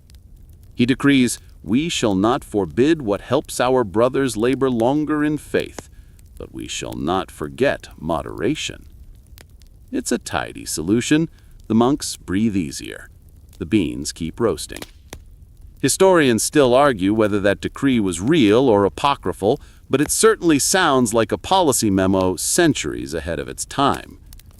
Outside the monastery, word of the controversy leaks out. Townsfolk begin to whisper that the monks have discovered a miracle drink that lets them read all night. Merchants smell opportunity. One particularly enterprising trader arrives at the gates offering to buy roasted seeds for scholarly purposes. The monks refuse, insisting the drink is for spiritual work, not for profit. Still, you can't stop an idea from escaping once it's aromatic enough. Local artisans begin experimenting with their own versions, sometimes mixing wine and herbs to mimic the effect. The results are mixed. One medieval apothecary's notebook records, infusion of roasted peas, taken at dawn, produces great wakefulness and a dry throat most unholy. Congratulations, you've just read the first bad coffee review in history. Back inside the monastery, the caffeine debate grows more nuanced. Some monks begin to observe patterns. A cup before prayer helps focus. 2 cups bring restlessness. 3 cups invite strange thoughts about singing in harmony with geese. Their conclusions are simple, but scientific. They begin timing their consumption carefully, keeping mental notes about when alertness peaks and fades. Without realizing it, they're performing one of the earliest informal studies on caffeine tolerance. And though no one writes it down formally, the concept of a moderate dose takes root. The drink isn't sinful, it's strategic. You can almost hear Brother Martinez whispering across the centuries, everything in moderation, even wakefulness. Of course, there are fringe interpretations too. A few ascetic monks, determined to prove their discipline, take vows to abstain from the drink altogether. They claim it dulls spiritual sensitivity. Ironically, most of them fall asleep during vigils. Others push in the opposite direction, declaring the drink a divine inspiration and brewing it ever stronger. One record from the Alpine region describes a monk whose concoction was so potent it caused the reader at matins to forget his place and recite psalms backward. Historians still debate whether this was an exaggeration or simply an early case of too much espresso energy. Either way, it becomes monastery folklore, the legend of the backward psalmist. The abbot, pragmatic as ever, institutes mild guidelines. No drinking during Mass, no brewing after Compline, no hoarding of beans in personal quarters. You might recognize these as the medieval equivalents of no caffeine after 6 p.m. and don't stash coffee pods at your desk. It works, mostly. The balance returns. The monks learn to manage their wakefulness like clockwork, integrating the drink into their daily rhythm rather than letting it control them. And just like that, the great debate quiets down. Still, the echoes of that debate will reverberate through centuries. Long after the monastery walls crumble, philosophers and physicians will rehash the same arguments. Is coffee a virtue or a vice? Does it aid contemplation or distract from it? In the 17th century, when coffee finally swept through Europe, the same anxieties resurface almost word for word. Preachers warn that it encourages idle conversation. Doctors hail it as a tonic for melancholy. And in every bustling cafe from Vienna to London, men in wigs will echo the monk's old refrain. 1 cup sharpens, 2 cups quicken, 3 cups trouble the soul. You smile, realizing the medieval caffeine debate never truly ended. It just moved venues, from the cloister to the coffee house, from monks in hoods to students in hoodies. And through it all, one truth remains constant. Humans, no matter the century, will always find a way to argue passionately about their beverages. You probably won't survive those arguments either, but at least you'll be wide awake while having them. You wake before dawn again, because habit is stronger than sleep. Your body knows the rhythm now, the slow bell that never truly stops. But this morning feels different. There's a strange kind of lightness in the air, like the monastery itself has finally exhaled after centuries of holding its breath. You slip from your straw pallet, robe whispering against the cold flagstones, and realize you're humming. You, who once mumbled prayers like a snail trudging uphill, are humming. And that hum, it sounds suspiciously cheerful. You know why, of course. It's the beans. The humble, unassuming brown beans that have turned your daily drudgery into something almost magical. You don't yet call it coffee. To you, it's a miraculous brew of roasted seeds from far-off lands, a bitter potion that somehow feels like sunlight in liquid form. You pour it from the clay pot, steam curling upward like incense, and take a slow sip. And in that instant, between the heat on your lips and the wakefulness striking through your skull, you think, perhaps for the first time in your cloistered life, that mornings aren't entirely evil. Historians still argue whether this kind of beverage, call it quaffa or kava or just that strange monk juice, entered European monastic life through trade with Arabia or through Ethiopian pilgrims. The trail blurs somewhere between myth and maritime manifest. One scribe insists a Venetian trader smuggled the beans in a sack of dates. Another swears a wandering friar encountered them on a pilgrimage to the Holy Land.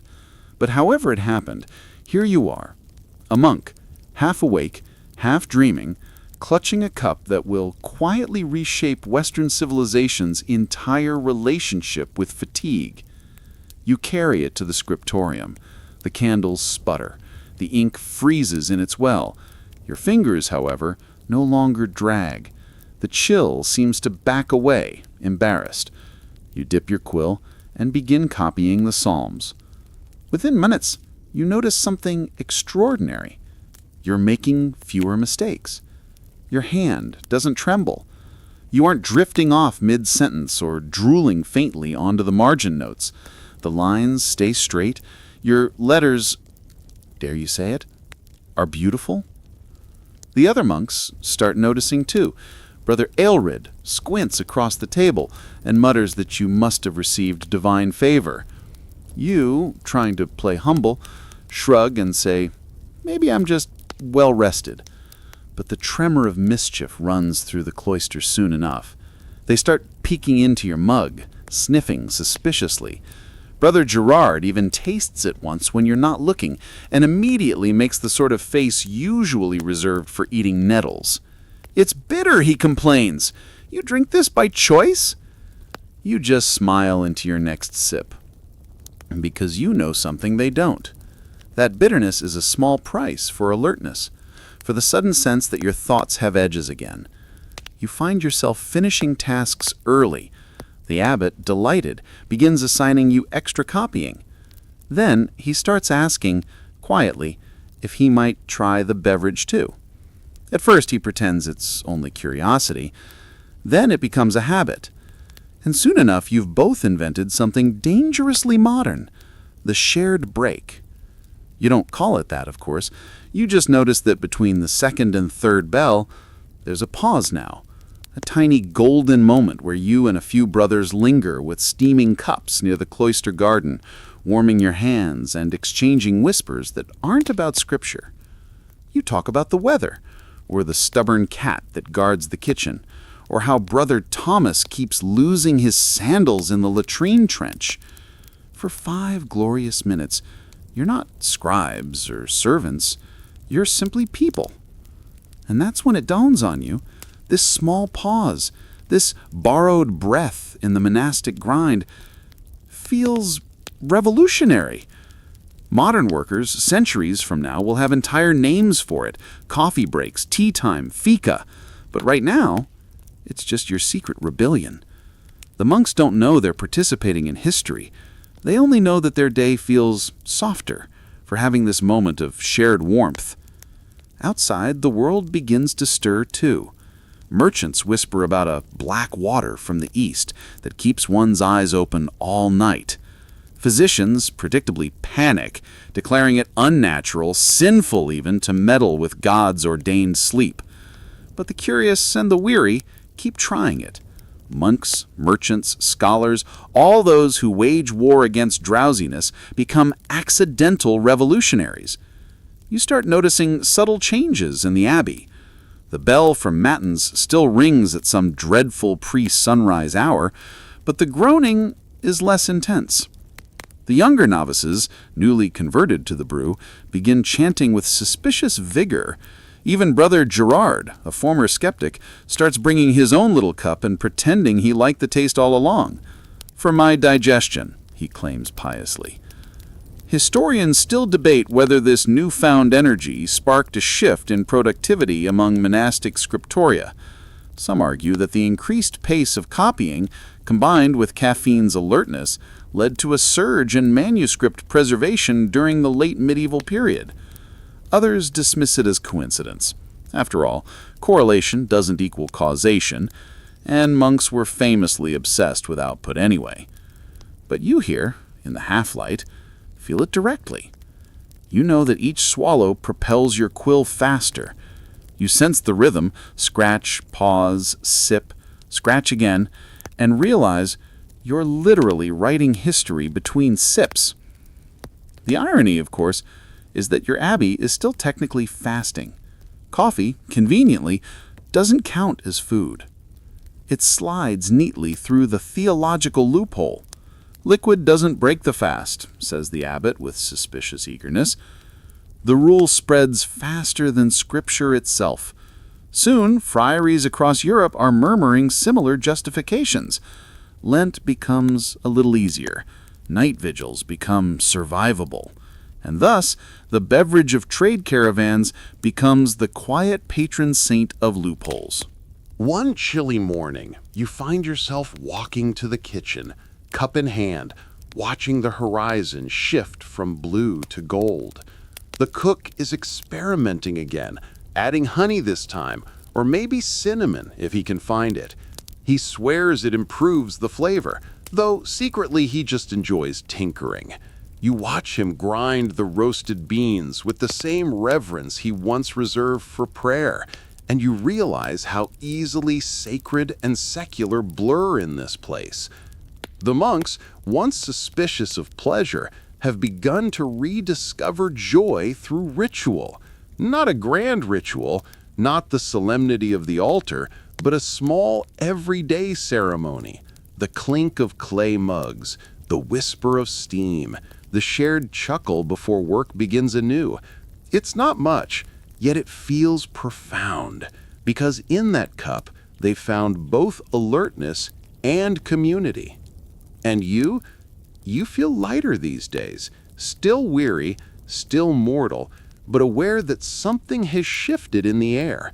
The monastery no longer hums with pure duty, it hums with rhythm. You can almost hear the caffeine pulsing through stone walls, tapping a syncopated beat between the bells. Later, when merchants begin selling roasted beans in marketplaces, the church will squint suspiciously again. There will be debates, oh, glorious debates, about whether coffee is the devil's drink. One pope will famously take a sip and decide it's too good to belong to Satan. But that's still far ahead.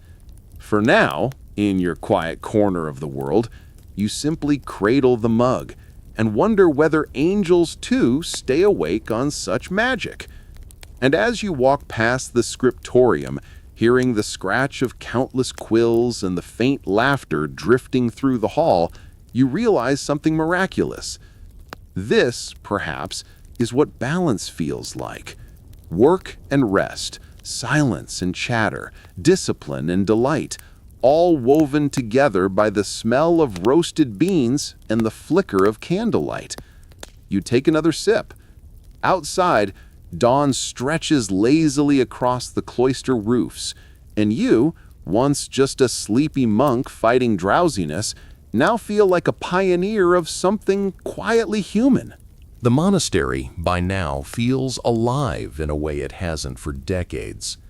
You can sense it even in the way the morning air moves through the cloister, no longer heavy and damp with sighs, but carrying a faint aroma of roasted beans and something like contentment.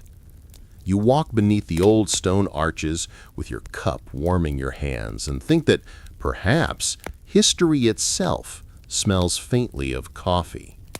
The rhythm of monastic life hasn't changed on paper.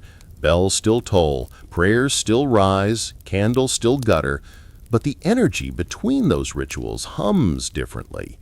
You notice monks who once moved like sleepwalkers now stride to the scriptorium with purpose. Brother Thomas, who used to nod off mid-psalm, now chants with suspicious enthusiasm. Even the abbot's sermons have become livelier, peppered with the occasional joke that makes the novices snort through their hoods. You half expect him to start his homily one day with, "So a monk walks into a refectory." Historians still argue whether caffeine directly influenced the tone of late medieval spirituality. Some claim the sudden uptick in energetic preaching and fervent study coincided neatly with the spread of coffee and tea. Others roll their eyes and insist monks simply adapted to a more disciplined schedule. But you, standing there in the pre-dawn with your mug, know the truth lives somewhere in the middle.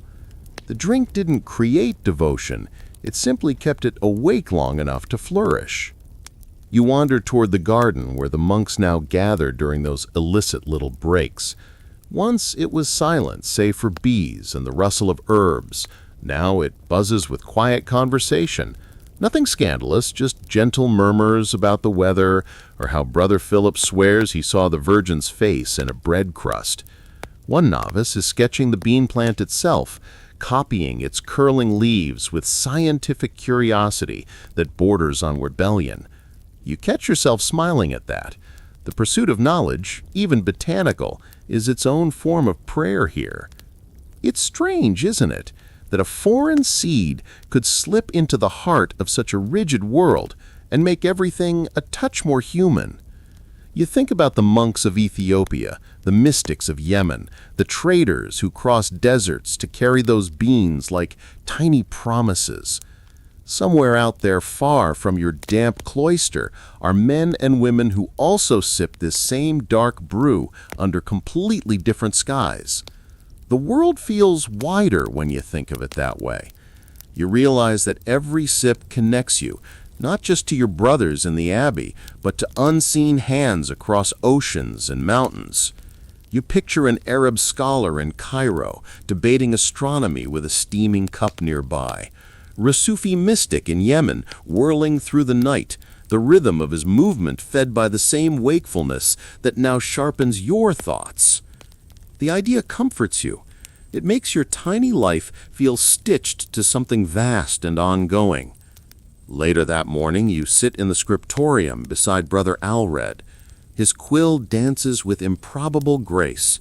You both work in companionable silence, broken only by the faint clink of cups and the shuffle of parchment. Occasionally, one of you will mutter a Latin word to confirm a spelling. The air smells of ink, candle wax, and faintly, deliciously, of roasted beans. Then, mid-copy, you find yourself wondering how long this secret can stay hidden. Already whispers drift through visiting pilgrims and traders. A merchant from Venice last week asked where the monastery obtained that invigorating drink. The abbot dodged the question with practiced holiness, mumbling something about herbal decoctions and divine providence. But secrets, like steam, always find a way to rise. You have a fleeting, dangerous thought. Maybe this drink will someday escape the cloister entirely. Maybe taverns will serve it, or bustling towns will build entire houses dedicated to its scent. You picture men in powdered wigs debating philosophy over steaming mugs, poets scribbling feverishly through midnight storms. You almost laugh at the absurdity of it. Then again, stranger things have happened in history, like monks accidentally inventing champagne while trying to keep wine from spoiling. True story, sort of. Historians still argue whether Dom Pemperon was a genius or just lucky with yeast. You remember your first sip again, the bitterness, the warmth, the shock of alertness, and realize how easy it is to underestimate small beginnings. The great revolutions of a world rarely start with swords. They start with habits, with people quietly changing how they move through the day. Maybe one day, people will look back and see this moment, this drink, as the hinge that swung open the modern mind. The monastery's daily rhythm continues. Midday prayers, a meal of barley stew, more copying, more chanting, another break where mugs clink faintly. But something else is blooming here, invisible yet real. A culture of pause. You can see it in how the brothers linger a little longer before returning to work, how they talk more easily, how the rigid silence between bells has softened. The discipline remains, but it no longer crushes, it shapes. You notice it most in the evenings. After compline, when candles burn low and shadows stretch long, the monks gather near the kitchen hearth. Someone tells a story, a parable, a memory, or sometimes something so silly that laughter echoes through the halls. These are the same men who once treated joy like a sin. Now they smile freely. You sit among them sipping the last of your coffee and think how absurdly good it feels to be awake together. And perhaps that's the real miracle, not the drink itself, not the alertness, but the permission it gave to pause, to connect, to be human in the middle of divine duty. Outside, snow begins to fall. The flakes land silently on the cloister roof, melting into black tiles that gleam like ink. You remember copying those illuminated manuscripts months ago, blue and gold letters twisting into vines, and realize that the same hands that once painted divine symbols now cradle mugs of something equally miraculous. You take a slow breath, tasting the steam, and it feels like history exhaling. Later, lying in your narrow bed, you can't quite sleep.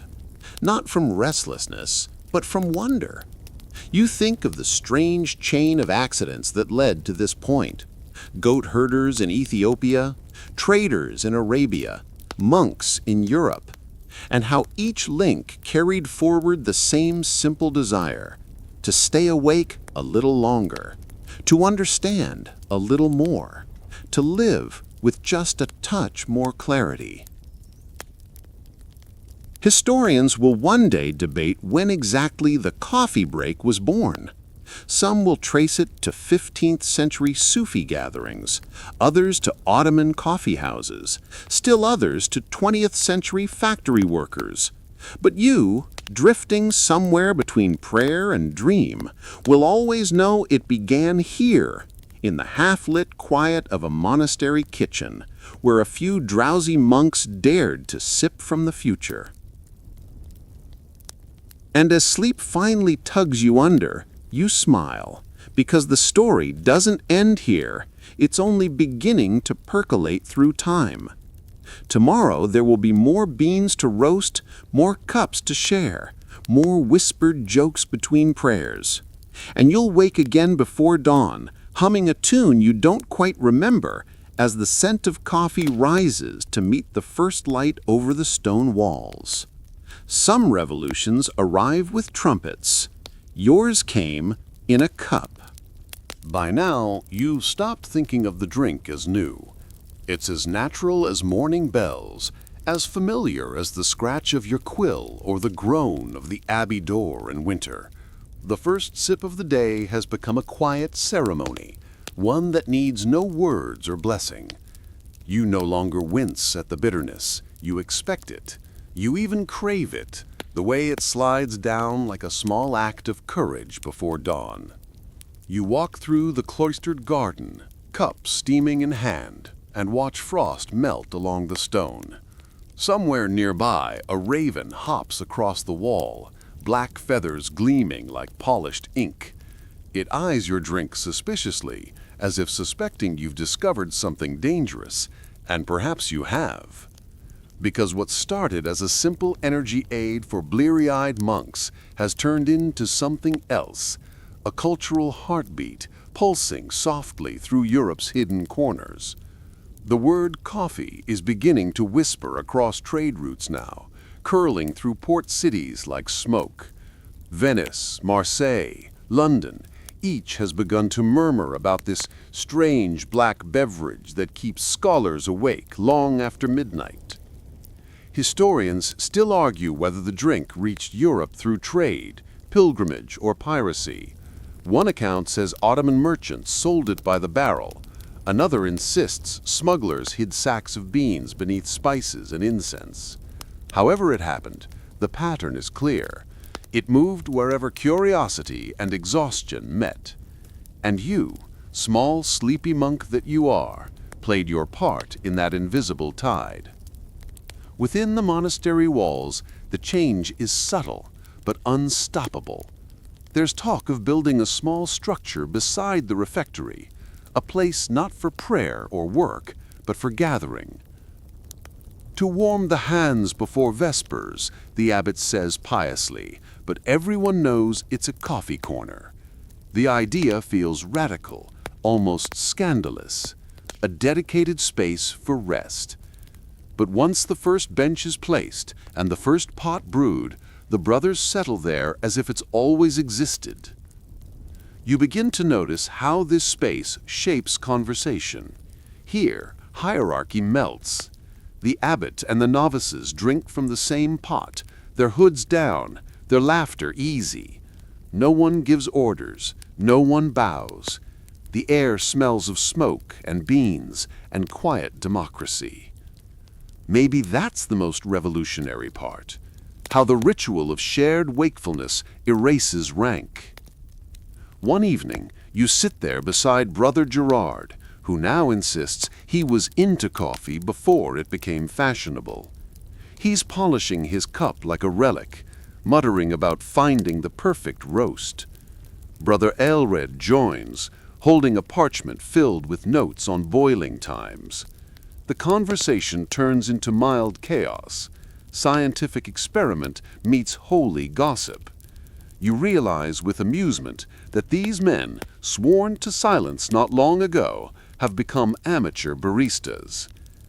Outside, the winter wind howls, but in the little coffee corner, there's warmth and laughter. Someone tells the story again of the Ethiopian goat herder whose animals danced after eating red berries. You've heard it a dozen times, but it still makes you smile. Historians still argue whether that tale's true, but I rather hope it is. Because there's something poetic in imagining the first coffee drinker not as a noble or scholar, but as a bewildered herdsman watching caffeinated goats prance under the moon.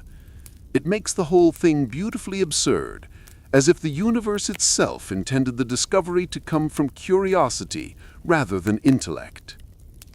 The next day, you're back in the scriptorium. The rhythm of your work flows differently now.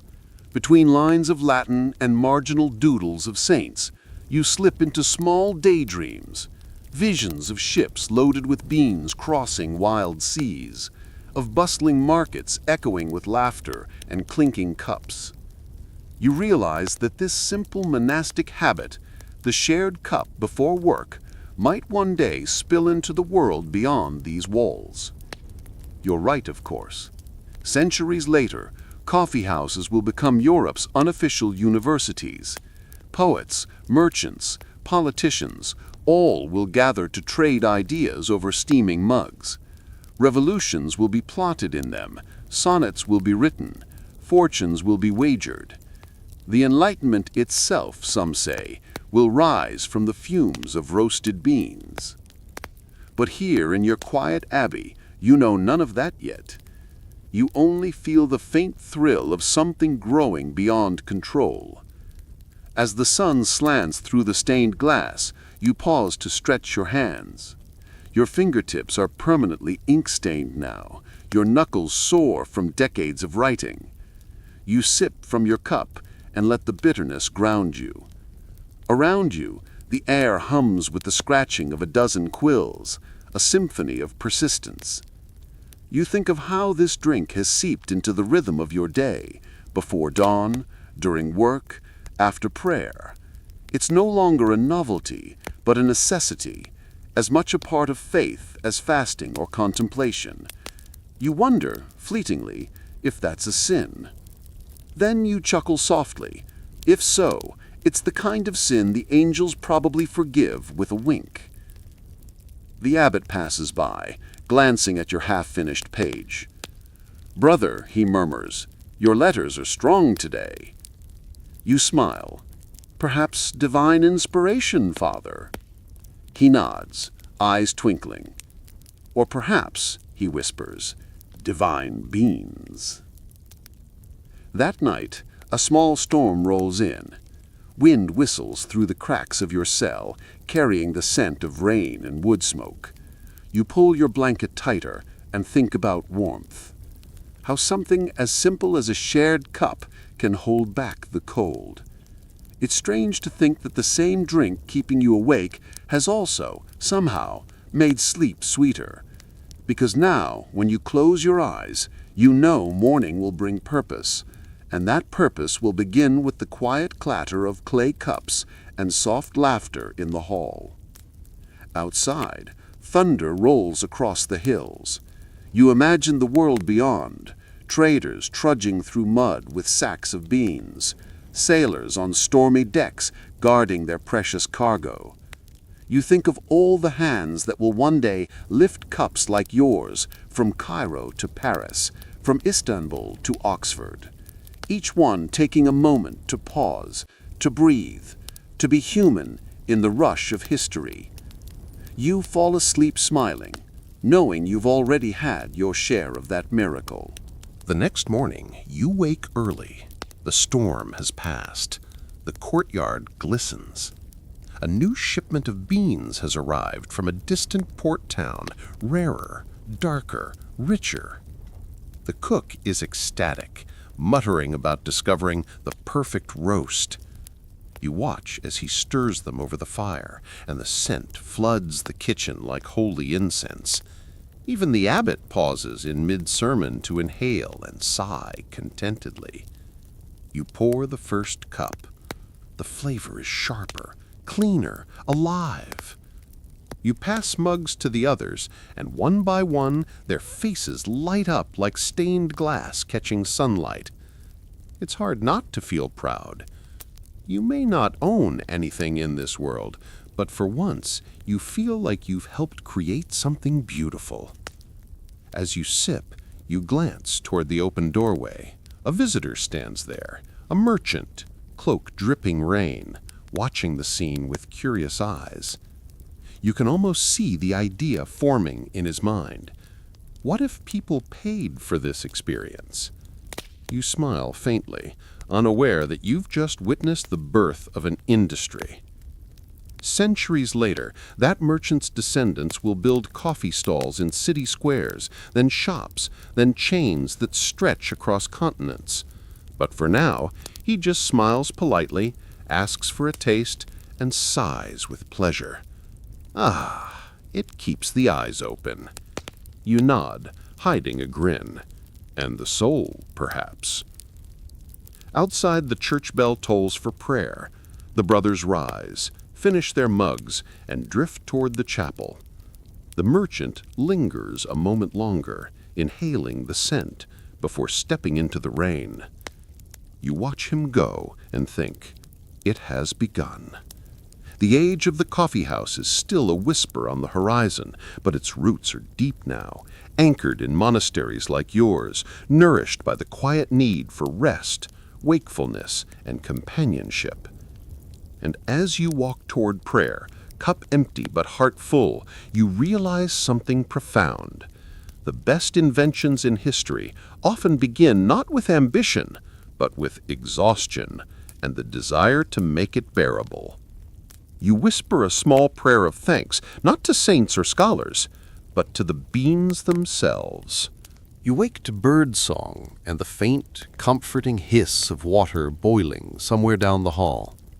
The smell follows soon after, earthy, bitter, grounding. It winds through the monastery's corridors like a ghost of contentment. You sit up, rub your eyes, and realize that you no longer dread mornings.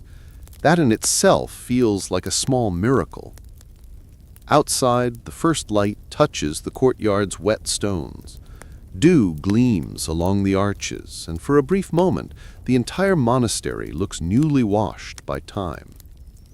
You wrap your robe tighter, your sandals slapping softly as you walk toward the kitchen.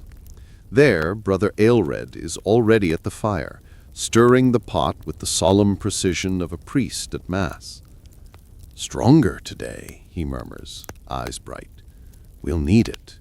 The bishop visits." Ah, the bishop. You'd almost forgotten. The news of your miracle beverage has reached higher ears than you expected. For weeks, traders have been whispering tales about the monks who never tire, who write faster, who sing like angels through the midnight vigils. It was only a matter of time before curiosity arrived wrapped in ecclesiastical robes. You take a cautious sip from your cup and try not to grin. There's something delicious about watching authority encounter novelty. By mid-morning, the bishop arrives, robes gleaming, ring flashing like a signal fire. His attendants carry books and scrolls, his nose tilted permanently upward as if to avoid the common air. You and your brothers bow low, muttering greetings. He blesses you all, voice grand and echoing. Then, inevitably, his gaze lands on the pot steaming quietly by the hearth. "What is that aroma?" he asks, sniffing with suspicion and faint hunger. The abbot hesitates, torn between pride and self-preservation. "A beverage, Your Excellency, made from beans brought by traders from the East." The bishop frowns. "From the East? You mean heathen lands?" "Well," he says slowly, "yes, but they are roasted." It's not the most convincing argument in theological history, but the bishop, curious despite himself, extends his jeweled hand. "Pour me a cup." You watch, barely breathing, as the dark liquid fills a silver chalice. Steam curls upward, catching the morning light like incense smoke. The bishop lifts it, sniffs once more, and takes a sip. His eyes widened, then narrow, then widen again. "Bitter," he declares at last. "Strange, but—" He pauses, and for a moment you can almost see the caffeine kick in, the faint sharpening of gaze, the tiny spark of wakefulness. "Invigorating," he admits. "What do you call this?" The abbot exhales in relief. We haven't quite settled on a name." The bishop nods thoughtfully. "Well, continue your research, but do not let it distract from prayer." And just like that, your little rebellion earns official toleration. You can almost hear history smirking. As the bishop's carriage rattles away, the brothers gather in a conspiratorial huddle. Someone snorts. Someone else mutters, "He finished 2 cups." Laughter ripples through the hall. You realize that what you've just witnessed is the most human thing in the world. Authority pretending it isn't impressed by pleasure. Historians still argue about this moment, the Church's uneasy acceptance of coffee. Some claim that later popes will actually bless the drink to baptize it from the devil's use. Others argue it was never truly forbidden, merely side-eyed. But in your monastery, at least, it has become holy enough to survive scrutiny. And now that the danger has passed, something unexpected happens. You and your brothers begin to experiment. Brother Gerard, forever the self-proclaimed expert, starts keeping a secret notebook titled De Arte Coffeandi, the art of coffee making. He charts roasting times, water temperatures, even the grain size of ground beans. The abbot calls it unnecessary curiosity. You call it proto-science. You half expect Gerard to invent the espresso machine by accident. Meanwhile, Brother Alired adds spices, a pinch of cinnamon here, a trace of clove there. Someone tries honey. Someone else disastrously adds vinegar for purity. You all still tease him about that. In these small acts of tinkering, something larger stirs beneath the surface, the slow, careful birth of experimentation itself. Monks, once content to copy ideas, are now creating them. You see it not only in your kitchen, but in your library. The hunger for knowledge has awakened alongside the taste for wakefulness. You notice it most at night. The candlelight burns later now. The scriptorium no longer feels like a punishment, but a challenge. Pages turn faster. The steady hum of concentration replaces yawns. Sometimes you catch your reflection in a window, eyes gleaming, quill moving almost without thought, and you wonder who you've become. Perhaps you think this is how progress starts, not with fireworks or royal decrees, but with monks too caffeinated to stop working. Outside the monastery, the rumor of coffee spreads further. Merchants carry it to port cities, sailors bring tales of it to taverns. In London, a few curious apothecaries begin selling it as medicine for melancholy. In Paris, poets whisper about liquid wit. And in Venice, of course, it becomes fashionable to sip it in public while pretending to discuss philosophy. But for now, you still live in the quiet before that storm. You're content to watch your brothers discover their own rhythms of rest and labor. The morning coffee break, still unofficial, still half a secret, has become the heart of your days. You cherish those moments most when it rains. The cloister darkens, the air thick with damp earth and roasting beans. You all gather near the fire, steaming cups in hand, sharing silence that feels intimate, not imposed. The world outside might be changing, but here, time slows to a perfect drip. You find yourself thinking, often, about the nature of comfort. It's such a simple thing, a warm drink, laughter, a pause before toil, but it feels profound. You wonder if perhaps the soul doesn't need grand revelations as much as it needs small mercies repeated daily. Historians still debate whether coffee truly fueled Europe's intellectual awakening or merely accompanied it. But as you sip in the flickering light, you suspect the truth. It's not the drink itself, but what it symbolizes: permission to pause, to think, to connect. Weeks pass. The bishop's visit fades into rumor. New shipments of beans arrive. The abbot even assigns a keeper of the coffee, a title so oddly modern it makes you grin. You all take turns roasting and brewing, each claiming his method superior. The friendly rivalry keeps spirits high.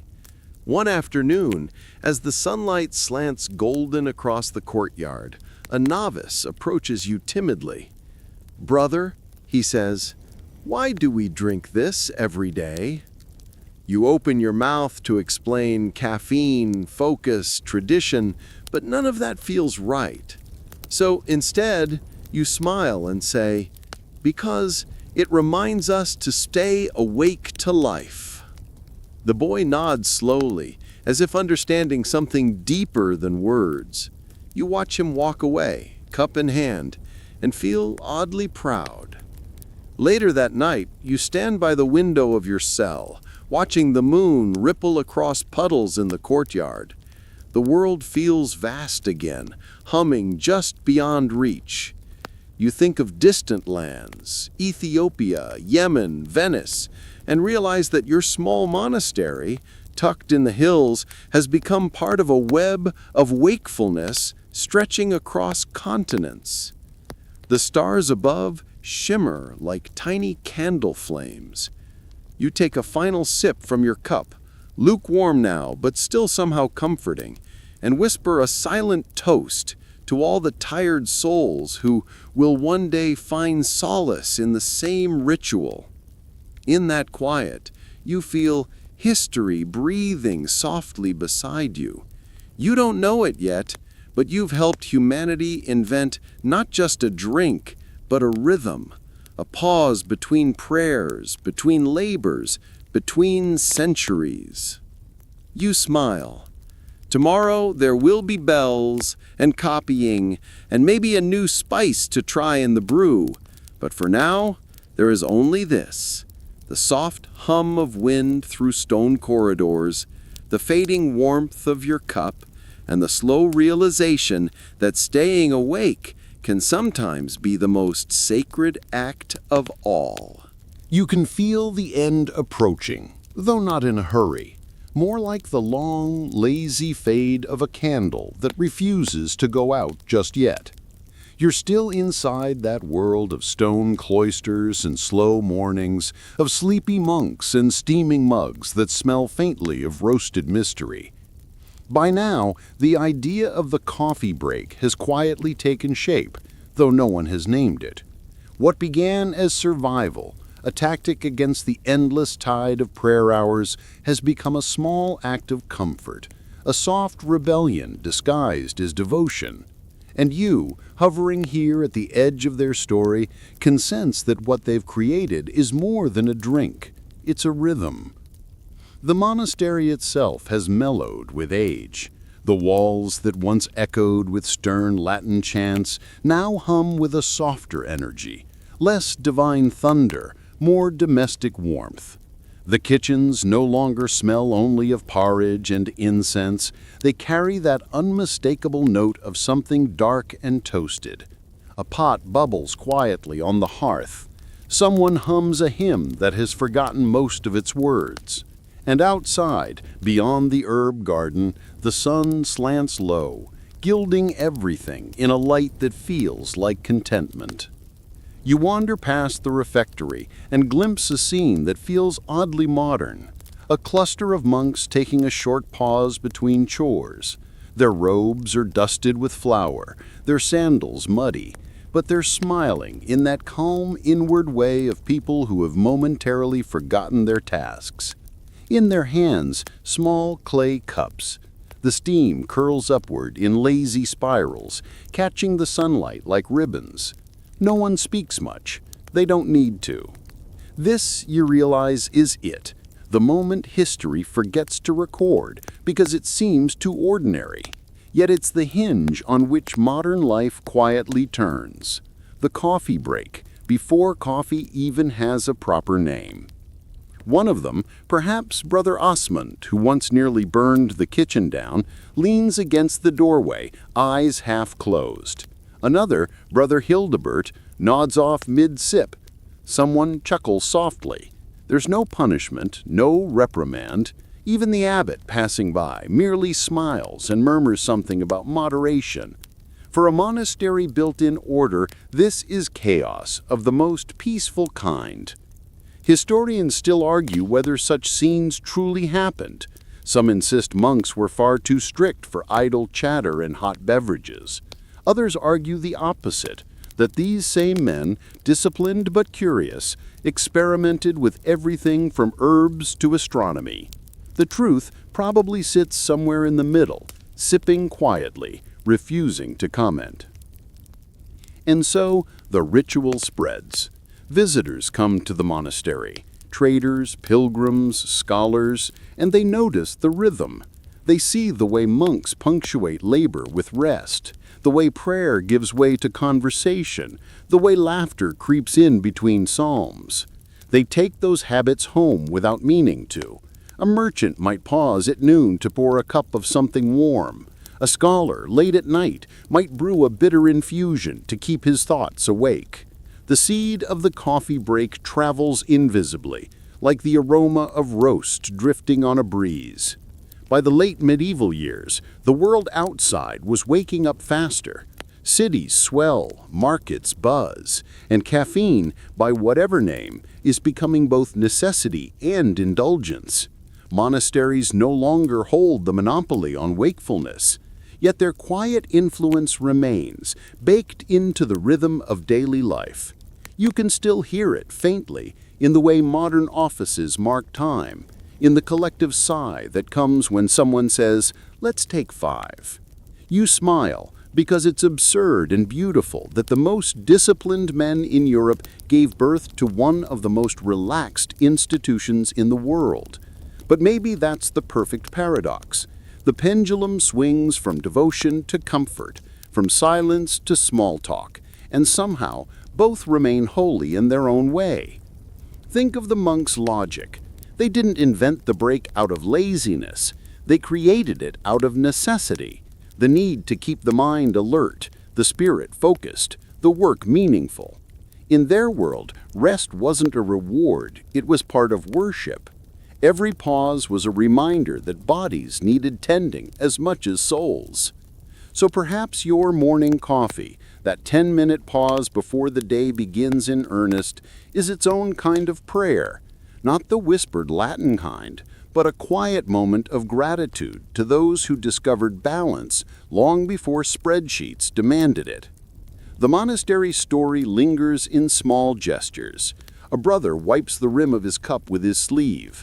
Another adds honey to cut the bitterness. The abbot finally joins them, pretending he's only inspecting the kitchen. They share a knowing look. The wind rustles the garden herbs, rosemary, sage, a hint of mint, and carries the scent through the cloisters. Somewhere, a bell rings for the next task. No one rushes. They finish their cups first. Outside these walls, the habit continues to evolve.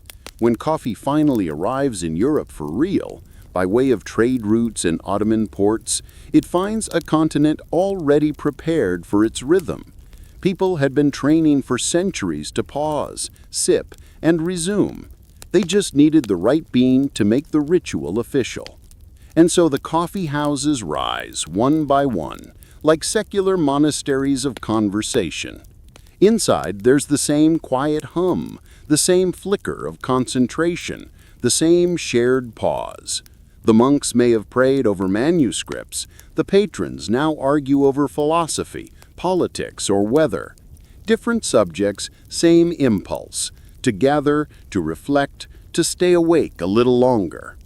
If you listen closely enough, you can still hear the echo of the cloister in every cafe. The rhythmic clatter of cups, the hush between bursts of talk. It's just the new sound of contemplation.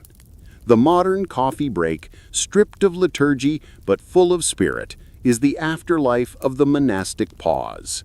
You can almost imagine Brother Osmond standing in a 21st century break room, squinting at a vending machine and muttering something about sorcery. He'd be baffled by the paper cups, the buttons marked espresso and mocha, but he'd recognize the atmosphere immediately.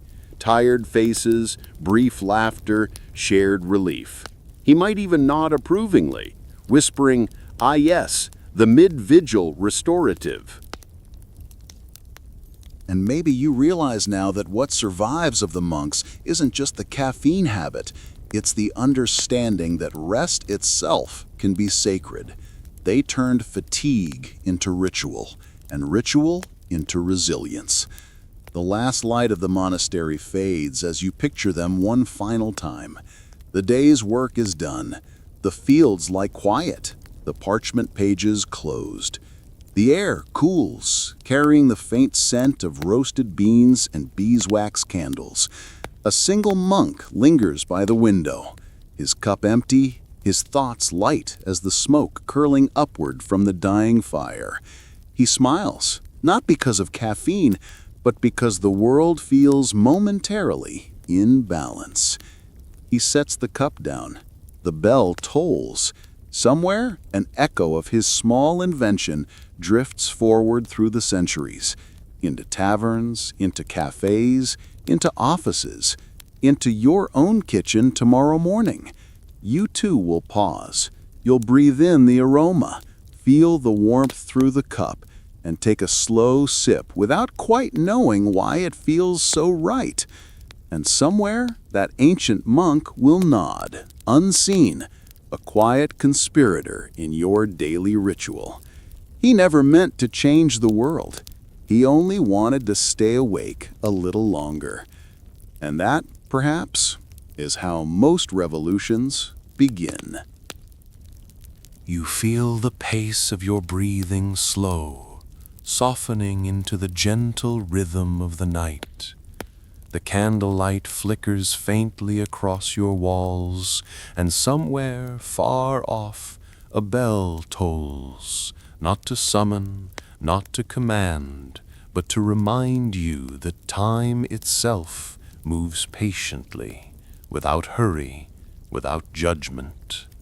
The story of sleepy monks and their dark, steaming cups has settled into your mind like a comfortable blanket, and the edges of history blur into quiet warmth. Imagine the monks, one last time, moving through corridors polished by centuries of sandals, carrying cups of that bitter, magical brew. You can almost hear the scrape of clay against wood, the muted clatter of a spoon stirring, the faint sigh of relief as the warmth touches chilled hands. Everything slows here, their footsteps, their laughter, the ink flowing across parchments. You trace the rhythm of their day and find your own heartbeat matching it, quiet and steady, carrying you gently forward. Outside, wind stirs the trees and rustles leaves across cobblestone paths. The aroma of roasted beans lingers like a soft memory, mingling with the scent of damp earth and candle smoke. Somewhere in your imagination, the abbey bell repeats its patient toll, echoing across centuries. It reminds you that life is often measured not by grand moments, but by these small, deliberate pauses, the ones that allow the mind to reset, the body to rest, and the spirit to notice simple joy. And you notice the way your eyelids feel heavy, not from fatigue alone, but from the deep, satisfying weight of listening. You notice the hum of the fan, the soft hush in the room, the sense that the world has tilted slightly toward stillness.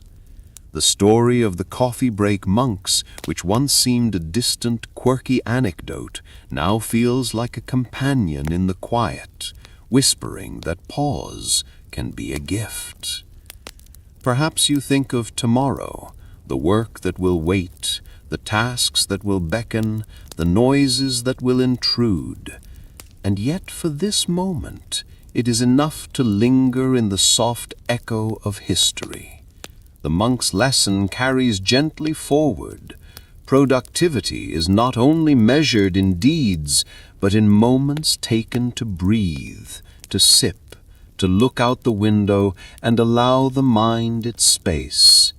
It is in these pauses that life acquires texture, that reflection blooms quietly, and that even the smallest cup of something bitter can taste like comfort. Your thoughts drift, unhurried, like the smoke spiraling from a cooling mug. You might recall the story of goats dancing under the moon, the bustling markets of Venice, the faces of curious merchants sampling an unfamiliar drink. All of it folds into the soft hush of your own room, where time bends and centuries of sleepy inventors gather like a gentle chorus, guiding you into stillness. Let your body sink deeper into the mattress, chair, or blanket, letting the quiet swell. Imagine that warmth spreading slowly from your chest to your hands, to your legs, down to your toes. Imagine your mind wander through cloisters, gardens, and refectories, tracing the echoes of laughter, conversation, and simple human connection that a cup of coffee once sparked. And if your thoughts wander too far, gently bring them back to your breath, back to the warmth that surrounds you, back to the knowledge that small rituals can carry enormous meaning. Here in this twilight between wakefulness and sleep, you are safe. The monks, the cups, the centuries of quiet invention, they are all companions here, guiding you toward rest. Breathe slowly, deeply, letting the stories and scents fade softly into memory. You do not need to remember every detail, only the feeling, the calm, the warmth, the subtle thrill of history unfolding slowly and quietly. Allow the shadows to stretch, the night to settle, and your eyelids to close fully. The world will wait. Good night. End of script. Sweet dreams.